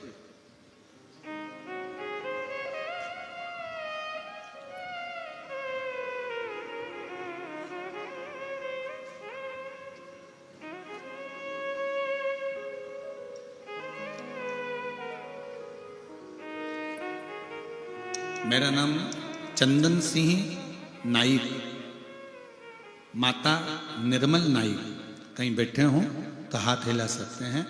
चंदन सिंह नाइक, माता निर्मल नाइक, ग्राम सोनाबाल, जिला कोंडागांव का निवासी हूँ। सही पढ़ा है ना? हम कोंडागांव के निवासी हैं। मोबाइल नंबर ये है, कहीं बैठे हों तो हाथ हिला सकते हैं। गुरुदेव, शिव भक्ति और आपके द्वारा बताए गए उपाय की महिमा का मैं क्या वर्णन करूं? यह कह पाना कठिन है। दुनिया के लोग आपके उपाय को कुछ कुछ कहते रहते हैं, पर सत्य कहूं ना गुरुजी तो आपके उपाय नहीं, स्वयं शंकर की वाणी होती है जिससे दुनिया के लोगों के कष्ट हरते हैं। मैं गरीब परिवार से हूं, दूसरे की दुकान पे काम करते हुए मैंने पढ़ाई की है, दूसरे की दुकान पर काम करते हुए मैंने पढ़ाई की है और प्रतिदिन शिव के मंदिर जाकर जल अर्पण करना प्रारंभ किया। शिव जी को एक ही बात कहता था, बाबा मैंने दूसरे की दुकान पर काम किया है, मुझे कोई सरकारी नौकरी आप दिला दें। हमारा खुद का पक्का मकान नहीं था, किराए के मकान में रहते थे, बाबा को बस विनय करा करते थे। गुरुदेव, जब मंदिर में जाता था तो लोग हंसते थे, क्या शिवजी पे जल चढ़ाने से नौकरी मिल सकती है? क्या शंकर को जल चढ़ाने से मकान मिल सकता है, मकान बन सकता है? लोग ताने कसते थे। गुरुदेव, मेरी अधूरी जिंदगी पूरी हुई, टीवी पर आपकी कथा सुनकर इतना विश्वास पक्का हो गया। शंकर जी के मंदिर में झाड़ू पोछा लगाता, पढ़ाई चोगनी करता, मेहनत चोगनी करता। आप कहते हो परिश्रम पूरा करना, मैंने पूरा परिश्रम किया। श्री शिवाय नमस्तुभ्यम का जाप करता, शिवलिंग के बगल में उत्तर की ओर मुख कर कर प्रार्थना करता। जैसे आप बताते हो वैसी बेलपत्र चढ़ाता, वैसी दुर्वा चढ़ाता। मेरी माँ ने भी बहुत दुख झेला है। गुरुदेव, बाबा का मैं क्या गुणगान करूं। आज मेरे बाबा ने ऐसी कृपा कर दी कि मुझे जो नौकरी की तलाश थी, बाबा ने मुझे वही नौकरी, सरकारी नौकरी मुझे मेरे बाबा ने दे दी। मैं बाबा को यहाँ प्रणाम करने के लिए आया हूँ। गुरुदेव, मेरी माँ ने भी जो दुख झेला, बाबा की कृपा से आज मैं बाबा को धन्यवाद देता हूँ कि किराए के मकान में रहते थे, पर आज जिस जगह पे नौकरी करता हूँ वहां पर भी मेरे बाबा ने मुझे मकान दिया है और मेरे गांव में भी छोटा सा मकान मेरे बाबा ने बना दिया है। मैं बाबा को प्रणाम करता हूं। शिव तत्व। मेरा नाम चंदन सिंह नाइक।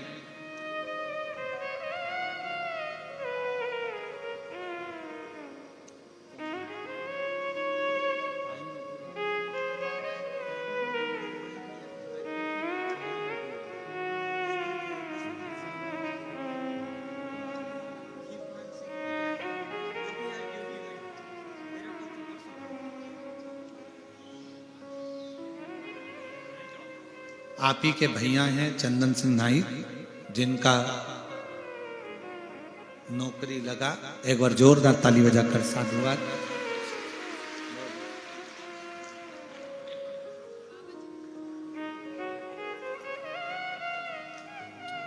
एक और पत्र बड़ा सुंदर है। अनसुईया सिन्हा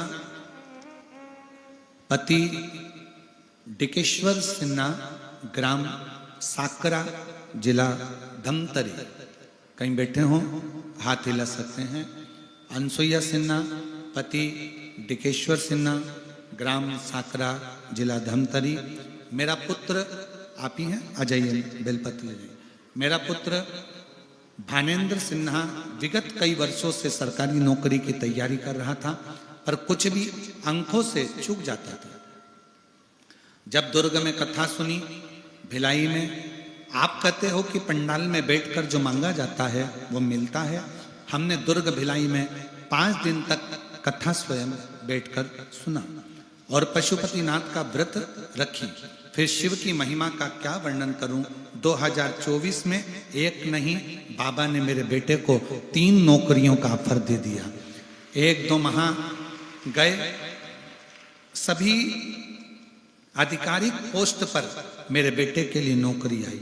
पहला नौकरी सहायक जेलर के पद पर, दूसरी अपेक्स बैंक में नोडल अधिकारी के पद पर, और तीसरी नौकरी मेरे बेटे को मंत्रालय में आई।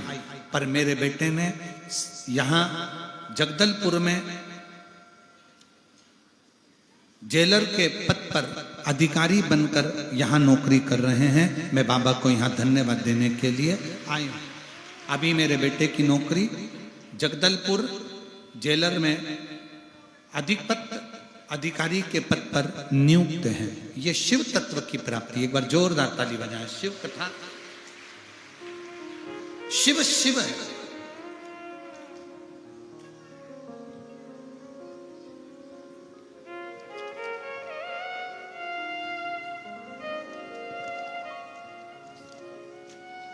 शंकर शंकर है, ओगड़दानी ओगड़दानी है।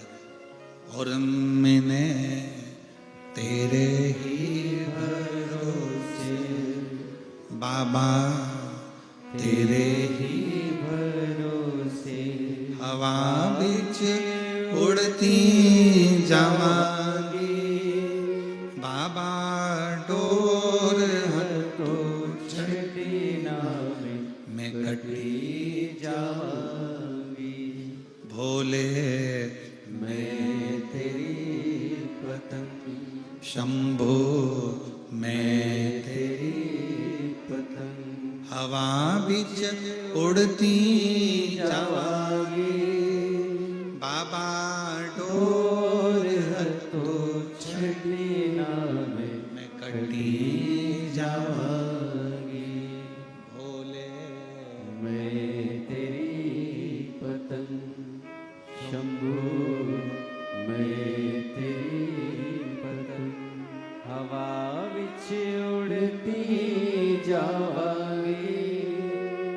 बाबा डोर तो छड़ी ना मैं कटी जावांगी।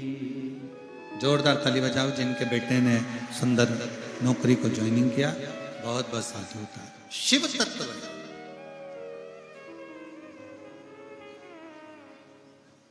शिव क्या ना देते।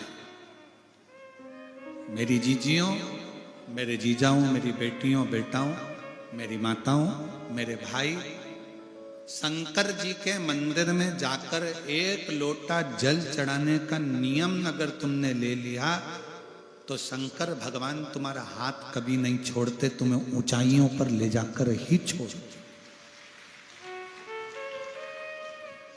जितने देव हैं वो पल्ला झाड़ कर देते हैं, पर मेरे महादेव छप्पर फाड़ कर देते हैं। वो देने में कमी नहीं। कभी जब मेरे भोले बाबा की कृपा हो जाए तब एक बार सीहोर कुबरेश्वर धाम पर जरूर जाओ। रात्रि विश्राम बाबा के धाम पर ही करो। उसी प्रांगण में कहीं जगह मिल जाए, बड़े प्रेम से रहकर बाबा की भक्ति करो।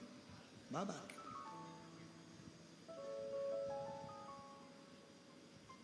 कुबरेश्वर धाम जब आओ, तुम सात दूर घूम घुमाने के बाद में आखिरी में बाबा के दरवाजे पर पहुंचते हो तो वहां से सीधे अपने घर की ओर आया करो। बाबा से प्रार्थना करो, घर की निवेदन करो।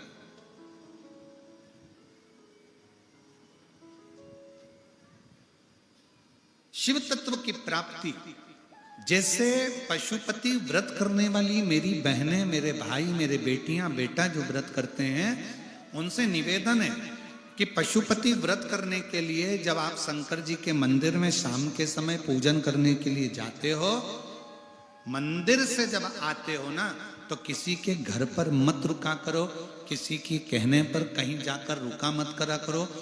शाम के समय जब 5 दिए मंदिर में जलाकर थाली लेकर वापिस आओ तो किसी के दरवाजे पर, किसी के घर पर नहीं रुकना है, बीच में कहीं नहीं रुकना है, कोई सामान खरीदने के लिए नहीं रुकना है, कोई व्यापार करने के लिए नहीं रुकना है, किसी के कहने पर कोई कितना ही बुलाए तो भी उसके दरवाजे पर नहीं जाना है। पूजा की थाली जब 5 दिए लगाकर 2 प्रसाद के हिस्से मंदिर में रखकर थाली लेकर जब अपने घर के लिए 1 दिया लेकर जाओ तो उस बीच में कहीं नहीं रुकना, सीधे अपने घर के दरवाजे पर ही जाओ और वहां राइट हैंड में बैठकर दिया लगाओ। घर के अंदर जाकर जो प्रसाद का एक हिस्सा है भोजन करने से पहले वो पाओ। इसको पशुपति व्रत करते। कई माताओं की आदत रहती है, मंदिर से आते आते इसने रोक लिया, वहां बात करने खड़ी हो गई, उसने रोक लिया, वहां बात करने खड़े हो गए, सहेली साथ में गई थी तो उससे बात करने खड़े हो गए, उसके दरवाजे पर चले गए, किसी ने कह दिया काकी इधर आओ, उसके दरवाजे पर पहुंच गए। अपने पूजन की थाली लेकर जब पशुपति व्रत कर कर शाम को पूजन कर कर वापिस आओ, तब दिया एक और प्रसाद का हिस्सा जब लेकर आओ तो अपने घर कुबेरेश्वर बाबा के दरवाजे पर जाओ, कुबेर भंडारी के यहां से जब भंडार मांगने के लिए जाओ, कुबेरेश्वर धाम पर झोली पसार कर जब भगवान के दरवाजे से तुम भंडार लेकर आओ कि बाबा मेरे घर औलाद नहीं है, बाबा मेरी नौकरी नहीं है, बाबा मुझे ये रोग हो गया, बाबा मुझे तकलीफ हो गई। आप कुबेरेश्वर धाम पर जाकर जब वहां से कुछ बाबा से प्रार्थना कर कर आओ तो कहीं नहीं, सीधे अपने घर, अपने घर, और बाबा से दिल से अपने घर पर आकर जब वो कंकर शंकर की भूमि की रज अपने दरवाजे पर पड़ेगी, कंकर शंकर की भूमि की धूल जब अपने घर पर गिरेगी तो अपने घर में अगर कोई दिक्कत भी होगी तो उसके रज के गिरने से वो घर भी पवित्र होता चले जाएगा और कार्य सफल होता चले जाएगा। कहीं नहीं भटकना। हम तो बाबा के भरोसे चलते हैं, ये दुनिया वाले जलते हैं, भोले बाबा के भरोसे चलते हैं। शिव पर आश्रित होकर जी। गणेश जी महाराज बुद्धि के देवता बारात लेकर रिद्धि सिद्धि के दरवाजे पर पहुंचे हैं। प्रजापति विश्वरूप जी ने मंगल विवाह रिद्धि सिद्धि का किया है। रिद्धि सिद्धि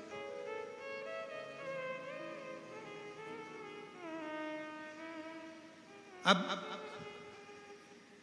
स्टेज प्रोग्राम प्रारंभ हुआ। तुम्हारे यहां होता है? जम के तो बोलो जरा। तुम्हारे इधर कांकेर में, कोकपुर में स्टेज प्रोग्राम होता है? दुल्हन सिर पे पल्लू लेके, माला लेके, धीरे धीरे उसकी सखियां उसका लहंगा पकड़ के,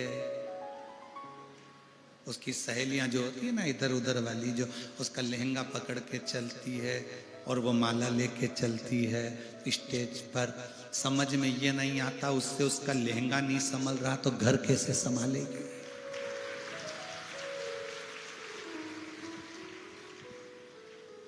दो उसका लहंगा पकड़ी, किधर वाली है किधर वाली, लाल झंडी हरी झंडी, उसका लहंगा पकड़ के चल और वो माला लेके चल रही है। नीचे निगाह,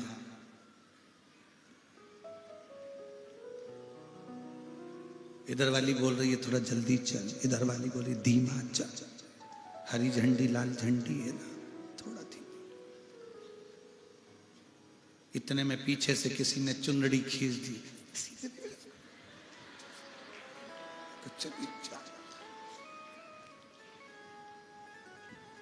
अमरकंटक एक्सप्रेस की तरह चली जा रही। स्टेज पर पहुंचे, दूल्हा का कपड़ा दुल्हन का कपड़ा मैचिंग का। बोलो सही है कि गलत है, जम के बोलो जरा। मैचिंग, दुल्हन की चूड़ी दूल्हे का तुर्रा मैचिंग का।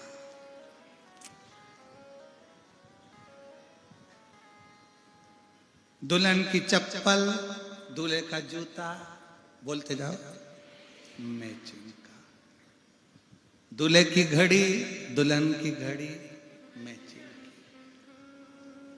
मेरा निवेदन है, लोग पार्टी में जाते हैं तो मैचिंग के कपड़े पहनते हैं, शादी में मैचिंग के कपड़े पहनते हैं, बहुत मैचिंग का ध्यान रखते हैं। मेरा निवेदन है, कपड़ों की मैचिंग से ज्यादा दिल की मैचिंग करिए। दिल की मैचिंग, कपड़ों की मैचिंग से घर में सुख नहीं आएगा, पर दिल की अगर मैचिंग हो गई, गरीबी में भी सुख का आनंद आएगा। दिल की मैचिंग, हम कपड़े की मैचिंग में पूरा समय निकाल दिया। हम पति पत्नी दोनों घूमने जा रहे थे, मौसी के घर शादी में, पति ने कहा कपड़े मैंने रख दिए। पति ने पूछा कौन कौन सा, मैंने नीले कलर की साड़ी, पहले दिन के लिए तुम्हारे लिए नीला कलर का कोट, रिसेप्शन में पहनेंगे लाल कलर की, मैंने तुम्हारे लिए लाल कलर की शेरवानी। अब कपड़े की मैचिंग तो कर रहे हो, पर मालूम पड़ा मौसी के घर की शादी में जरा सा पति किसी से मुस्कुरा कर बोल लिया, इतने में तो पत्नी लाल छड़ी मैदान खड़ी, खूब लड़ी खूब लड़ी खूब लड़ी। अब तुम्हारे कपड़े की मैचिंग थी, चूड़ी की मैचिंग थी, चप्पल की मैचिंग थी, सूट की मैचिंग थी, सब मैचिंग थी, पर दिल की मैचिंग नहीं कर पा रहे। मेरा निवेदन है मेरी जीजियों, शादी में कपड़े की मैचिंग नहीं भी होगी ना चलेगा, घड़ी की मैचिंग नहीं होगी ना चलेगा, जूता चप्पल की मैचिंग नहीं होगी ना चलेगा, शादी में तुम्हारे तुर्री और चूड़े की मैचिंग नहीं होगी ना चलेगा, पर शादी में दूल्हा दुल्हन के दिल की मैचिंग होना चाहिए, हृदय की मैचिंग होना चाहिए। हम बाहर की मैचिंग मिलाने के चक्कर में अंदर की मैचिंग को मिसमैच करते जा रहे, अंदर की मैचिंग नहीं हो रही है, दिल की मैचिंग नहीं हो रही है, विचारों की मैचिंग नहीं हो रही है, सोच की मैचिंग नहीं हो रही है, चित्त की मैचिंग नहीं हो रही, बुद्धि की मैचिंग नहीं हो रही, हमारे अपने विचारों की मैचिंग नहीं हो पा रही, हम केवल कपड़े की मैचिंग मिला रहे हैं। अच्छा हुआ जैन साहब तुमने मैचिंग नहीं करी, तुम लोगों के कपड़े की मैचिंग, हम कई जगह कथा में जाते हैं तो वहाँ पर जजमान भी अपने कपड़ों की मैचिंग रखते हैं। हमारे सारे भाई एक जैसे कपड़े पहनेंगे, ये सब लाल कलर के, हमारी बहुएं जितनी वो सब पीले कलर की पहनेंगी, सब की मैचिंग चलती है। आज नीले कलर की मैचिंग, कल लाल कलर की मैचिंग, हरे कलर की मैचिंग। अर्जन साहब हमने देखा तुम्हारे जितने पापा जी के भाई है ना, चारों पांचों, हमने उनको भी देखा, सबको, काका उनको, वो सब काका कोई मैचिंग में नहीं थे। काकियों अलग मैचिंग में थे और काका अलग मैचिंग के थे। कपड़े भले मैचिंग के नहीं थे, पर हमने एक चीज देखी, तुम्हारे काका काकी जितने परिवार के लोग हैं उनका दिल मैच कर रहा था, यह सबसे बड़ी बस वो मैचिंग होना चाहिए। कल हमने देखा हमारे थोड़ा सा क्या हुआ कि हम 2 दिन मिलते हैं सबसे, पर अब की बार यहाँ कोकपुर में हम नहीं मिल पाए क्योंकि आंख में थोड़ा सा प्रॉब्लम, कोई कीड़ा वगैरह रात्रि को लाइट का कोई आ गया होगा तो उसके कारण प्रॉब्लम हो रही थी, तो हम किसी से मिले नहीं। फिर भी कल हम थोड़ा इनके परिवार से, जो इनके मिलने जुलने वाले थे उनसे मिले, तो हमने देखा कि परिवार में जब तक काका जी काकी जी को नहीं बोल दिए कि खड़ी हो जा, तब तक काकी खड़ी नहीं हुई। दिल की मैचिंग।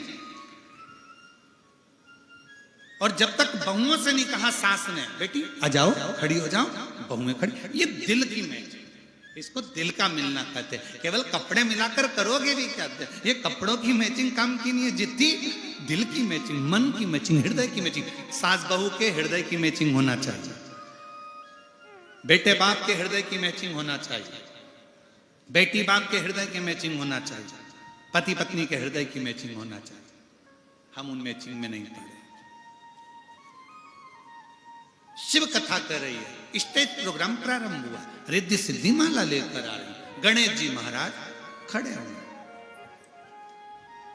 अब गणेश जी के हाथ में एक माला और रिद्धि सिद्धि के हाथ में अलग अलग माला। दोनों ने विचार करा, रिद्धि सिद्धि दोनों विचार करती हैं कि माला पहले कौन चढ़ाए, रिद्धि चढ़ाए कि सिद्धि चढ़ाए।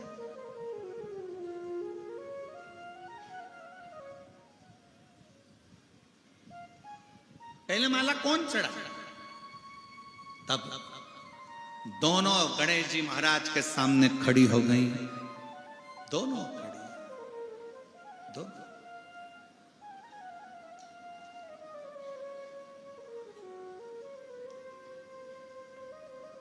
और दोनों विचार कर रही हैं गणेश जी को देखकर। गणेश जी की हाइट तो छोटी है, तोन जम के बोलो मोटी है, शीश मोटा। वो कहते ना, गणेश जी हमारे छोटे से नाटे से मोटे से तोंद बड़ी बड़ी हो, गणेश जी छोटे से मोटे से नाटे से, छोटे से मोटे से नाटे से, सूंड उनकी बड़ी, गणेश जी छोटे से। गणेश जी महाराज छोटे, पहना है माला तो कैसे?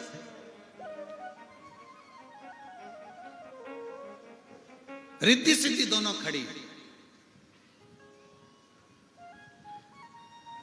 रिद्धि सिद्धि से बोली तू पहले चढ़ा दे, सिद्धि रिद्धि से बोली पहले तू चढ़ा दे, तू चढ़ा दे। इतने में नीचे से मूसक देव आए, गणेश जी के चूहा,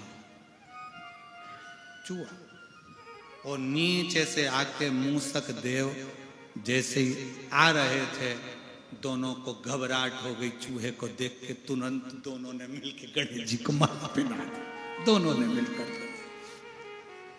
गणेश जी प्रसन्न होकर एक माला रिद्धि सिद्धि के गले में दोनों को पहनाई। दोनों ने वही माला, हमारा सर्वस्व हमारे स्वामी का है, वो माला श्री गणेश जी महाराज को पहनाई। गणेश भावर हो रही है रिद्धि सिद्धि और गणेश जी। श्री गणपति जी के संग पढ़न लागी, हरे हरे पढ़न लागी भावरिया श्री गणपति जी के संग पढ़न लागी हरे हरे पढ़न लागी भावरिया श्री गणपति जी पढ़ने लागी हरे हरे पढ़ने लागी भावरिया श्री गणपति जी के संग। भगवान गणेश जी महाराज की भावर पड़ रही है, रिद्धि सिद्धि की भावर पड़ रही है, सुंदर शुभ सकून मंगल आनंद।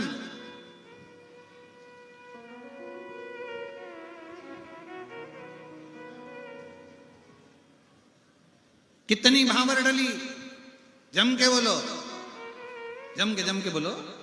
7 कथा कितने दिन की है? 7। जैसे गणेश जी की भावर रिद्धि सिद्धि के साथ होती है, वैसे ही 7 दिन की कथा में आपकी बुद्धि की भावर शंकर जी की कथा से होती चली जाती है। कथा से ये बुद्धि की भावर है शिव जी के साथ। कई लोग कहते हैं गुरु जी हमारा कोई गुरु नहीं है, हमें गुरु मंत्र लेना है, हम किसको गुरु बनाए? तो हम कई बार कह देते हैं गुरु मंत्र तो हम केवल सीहोर और वो भी गुरु पूर्णिमा पर, इसके सिवाय ना देते। पर आप जब तक गुरु असली ना मिले तब तक जिंदगी में शंकर को गुरु बनाओ और श्री शिवाय नमस्तुभ्यम गाते जाओ। शिव को गुरु बना, शंकर को अपना बना, शिव तत्व को अपना बना। और जिस दिन शिव तत्व आपका अपना हो गया, तुम जिस दिन शंकर भगवान को पहचान गए, शिव तत्व को पहचान गए, शंकर की भक्ति को पहचान गए, उस दिन तुम्हें किसी से मांगने की जरूरत नहीं पड़ती। मैं मेरी जीजियों से पूछना चाहूंगा एक प्रश्न का उत्तर, मेरी कांकेर और कोकपुर की मेरी जीजियां उत्तर जरूर देना। सास तुम्हें धन दे, पति तुमको धन दे, ससुर तुमको धन दे, जेठ तुमको धन दे, बेटे तुमको धन दे, उसमें सबसे श्रेष्ठ धन कौन सा होता है? सास का धन अच्छा होगा कि ससुर का धन चाहिए कि बेटों का धन चाहिए कि तुम्हें जेठ का धन चाहिए कि पति का धन चाहिए? ईमानदारी से बोलना। तुम्हें धन की अगर जरूरत पड़ेगी तो जो तुम्हारा पति जितनी मेहनत से लाकर तुमको देगा ना, उतने में गुजारा करने में जो सुख है वो सुख किसी के धन में नहीं। पति जो धन कमा कर लेकर आएगा, भले 2 रोटी लाकर देगा ना, उसमें जो सुख है वो सुख कहीं नहीं है। वो सुख के आगे सारा सुख फीका, वो सुख के आगे सब कुछ फीका, सब कुछ। शिव तत्व कह रहा है, भगवान शंकर की कथा कह रही है कि भगवान की कथा कहती है कि मंदिर मूर्ति के बिना बेकार है। अगर मूर्ति नहीं मंदिर में तो मंदिर किसी काम का नहीं। हॉस्पिटल बिना डॉक्टर के बेकार है। अगर हॉस्पिटल में नर्स है, कंपाउंडर है, बॉटल है, इंजेक्शन है, दवाई है, पर डॉक्टर नहीं तो वो हॉस्पिटल भी बेकार है। भोजन बिना नमक का बेकार है। भोजन में नमक नहीं तो भोजन बेकार। मंदिर में मूर्ति नहीं, मंदिर बेकार। हॉस्पिटल में डॉक्टर नहीं तो वो हॉस्पिटल बेकार। और अपने जीवन में अगर शंकर की भक्ति नहीं तो जीवन बेकार। शिव भक्ति के बिना तुम्हारे जीवन का कोई सार तत्व नहीं है।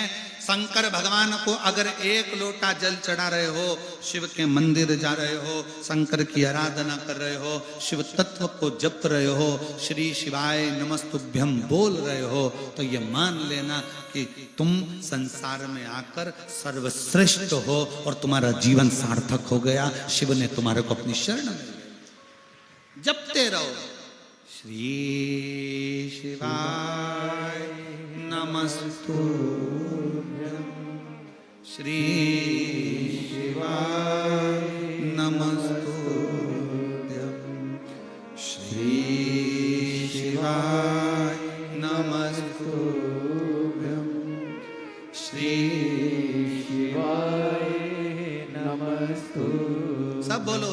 में श्री शिवाय नमस्तुभ्यं, श्री शिवाय नमस्तुभ्यं, श्री शिवाय नमस्तुभ्यं,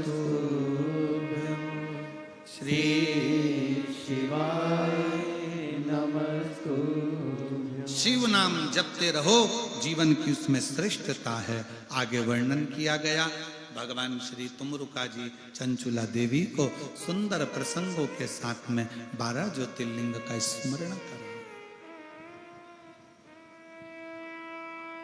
शिव कथा, शिव पुराण, शंकर का, भगवान शंकर की अनुमोदन भक्ति हमें कहीं ना कहीं फल जरूर देती है।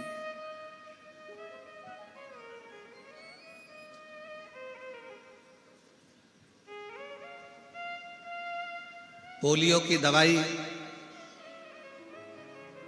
गवर्नमेंट पिलाती है। बोलो पिलाती कि नहीं पिलाती? इधर आते हैं, अरे बोलो तो जम के पिलाते हैं। अनाउंसमेंट होता है, जन्म लिए बच्चे से लेकर 5 वर्ष तक के बच्चे को पोलियो की दवाई फ्री पिलाई जाए। पोलियो की दवाई पिलाओ, नहीं तो बच्चा हाथ पैर से विकलांग हो जाए। ये पोलियो की बुथ वाले कहते हैं, हम भी कहते हैं। पोलियो की दवाई जन्म लिए बच्चे से लेकर 5 वर्ष तक के बच्चे को पिलाओ, नहीं तो हाथ पैर से विकलांग हो जाएगा। उसी तरह शिव पुराण कहती है, शिव पुराण जिसका जन्म नहीं हुआ, जो मां के गर्भ में है, उससे लेकर जो मर रहा है उस तक के व्यक्ति को सुनाई जाएगी। पोलियो की दवाई नहीं पियोगे, हाथ पैर से विकलांग हो जाओगे। शिव पुराण नहीं सुनोगे तो अपनी जिंदगी से विकलांग हो जाओगे। जीवन जीने का तरीका शिव पुराण बताता है। जीवन जीने का तरीका कैसा होना चाहिए, बच्चों के साथ कैसा व्यवहार हो, माता पिता के साथ कैसा व्यवहार हो, परिवार के साथ कैसा व्यवहार हो, ये शिव पुराण बताता। शंकर की कथा।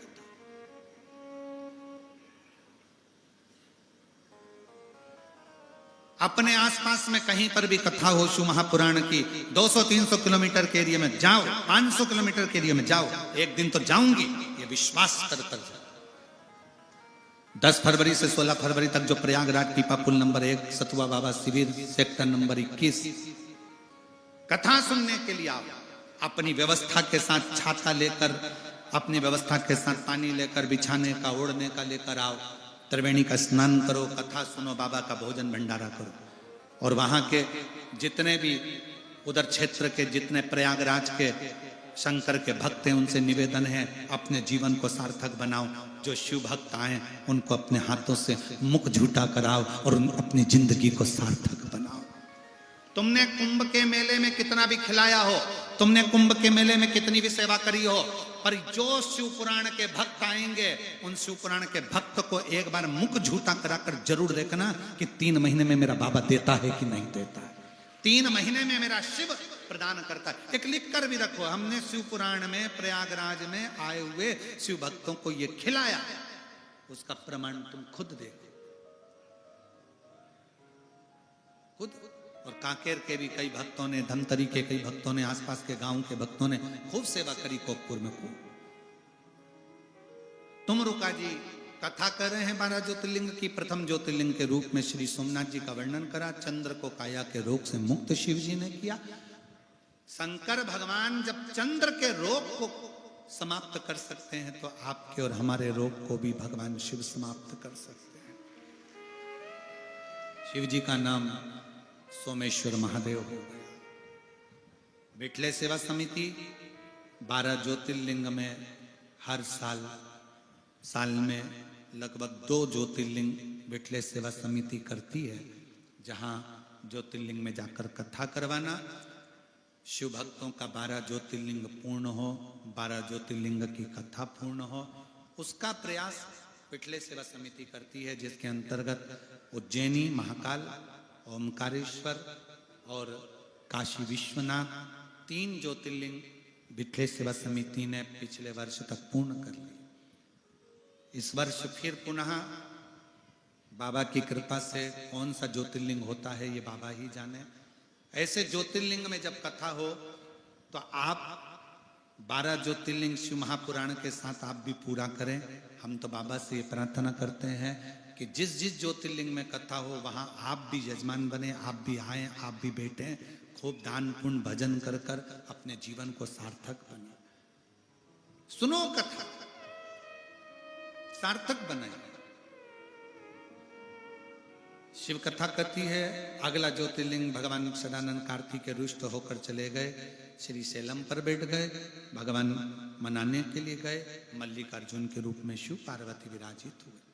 फिर वर्णन आया है महाकाल का, दूषण नाम के राक्षस का संहार कर भगवान कालाधिपति विराजित हुए, महाकालेश्वर के नाम से विख्यात हुए। अगला वर्णन है फिर ओमकारेश्वर का। विंद नामक पर्वत को दर्शन देने के लिए स्वयं शिव स्वयं जाते हैं। जब एक पत्थर पर, एक पाषाण पर, एक पर्वत पर भी शिव कृपा कर सकते हैं तो मनुष्य पर क्यों ना करें। ओमकारेश्वर के रूप में भगवान शिव विराजित हुए। अगला वर्णन है केदारनाथ का। नर नारायण को दर्शन देने के लिए शिव सम्मुख में आते हैं। फिर वर्णन आया है भीमाशंकर का। कुंभकर्ण का बेटा भीम, जिसका संहार शिव जी ने करा, शिव भीमाशंकर के रूप में विराजमान हुए। अगला वर्णन है काशी विश्वनाथ। मनु शत्रुपा के तप करने से भगवान शंकर काशी में विराजमान होता। 12 ज्योतिर्लिंग में से एक ज्योतिर्लिंग स्वयं काशी विश्वनाथ का शनि महाराज स्थापित करता। जिसको 7.5 ढैया कुछ भी लग गया, दुनिया के लोग तुम्हें डराएं कि तुम्हें शनि लग गया, राहु लग गया, केतु लग गया, ये लग गया, वो लग गया, तुम्हें भूत लग गया, प्रेत लग गया, कोई कहे तुमको हवा लग गई, ये लग गया, उसको एक काम करना चाहिए, शंकर के मंदिर में रोज काशी विश्वनाथ जी के नाम से जल चढ़ाए, एक बेलपत्री चढ़ाए, उस बेलपत्री को खाना प्रारंभ करे। धीरे धीरे भूत चुड़ैल ग्रह सब सुधरते चले जाएंगे, कोई नहीं लग पाएगा। जिसको शंकर लग जाता है उसको फिर दूसरा कोई नहीं लग पाता। शिव जी का नाम है भूतनाथ। जब भूतों का नाथ ही खुद लग गया तो फिर भूत क्या खाक लगेंगे। जिनको भूत लग जाए, चुड़ैल लग जाए, पिशाच लग जाए, कहीं मत जाओ। शंकर जी के मंदिर में एक लोटा जल चढ़ा और एक बेलपत्री चढ़ाकर जहां पर पानी बहता है उस स्थान पर छुआ कर उसको खा लो। धीरे धीरे भूत चुड़ैल भी सोचेंगे अपन को इसके अंदर नहीं रहना, क्योंकि इसको शंकर जी लग गए। जिनको शंकर लग जाते हैं उनको दूसरे भूत चुड़ैल नहीं लग पाता। जिनके दरवाजे पर श्री शिवाय नमस्तुभ्यम लिखा रहता है उसके दरवाजे पर कभी कोई टोना नहीं होता, कभी कोई टोटका नहीं होता, कोई हवा नहीं आती, कोई भूत चुड़ैल नहीं आती। दरवाजे पर श्री शिवाय नमस्तुभ्यम लिखा है, किसी की सामर्थ्यता नहीं होगी कि कोई अंदर प्रवेश कर जाए, कोई टोना कर दे। कई लोग कहते हैं हमारे दरवाजे पर कोई निब्बू पटक गया है। आने वाले समय पर तुम दरवाजे पे लिख दोगे कि पटको तो एक साथ 12 पटको अचार बना के खाएंगे, कुछ नहीं होता। अगर शंकर तुम्हारे दरवाजे पर है, श्री शिवाय नमस्तुभ्यम तुम्हारे दरवाजे पर है, शिव तत्व तुम्हारे विश्व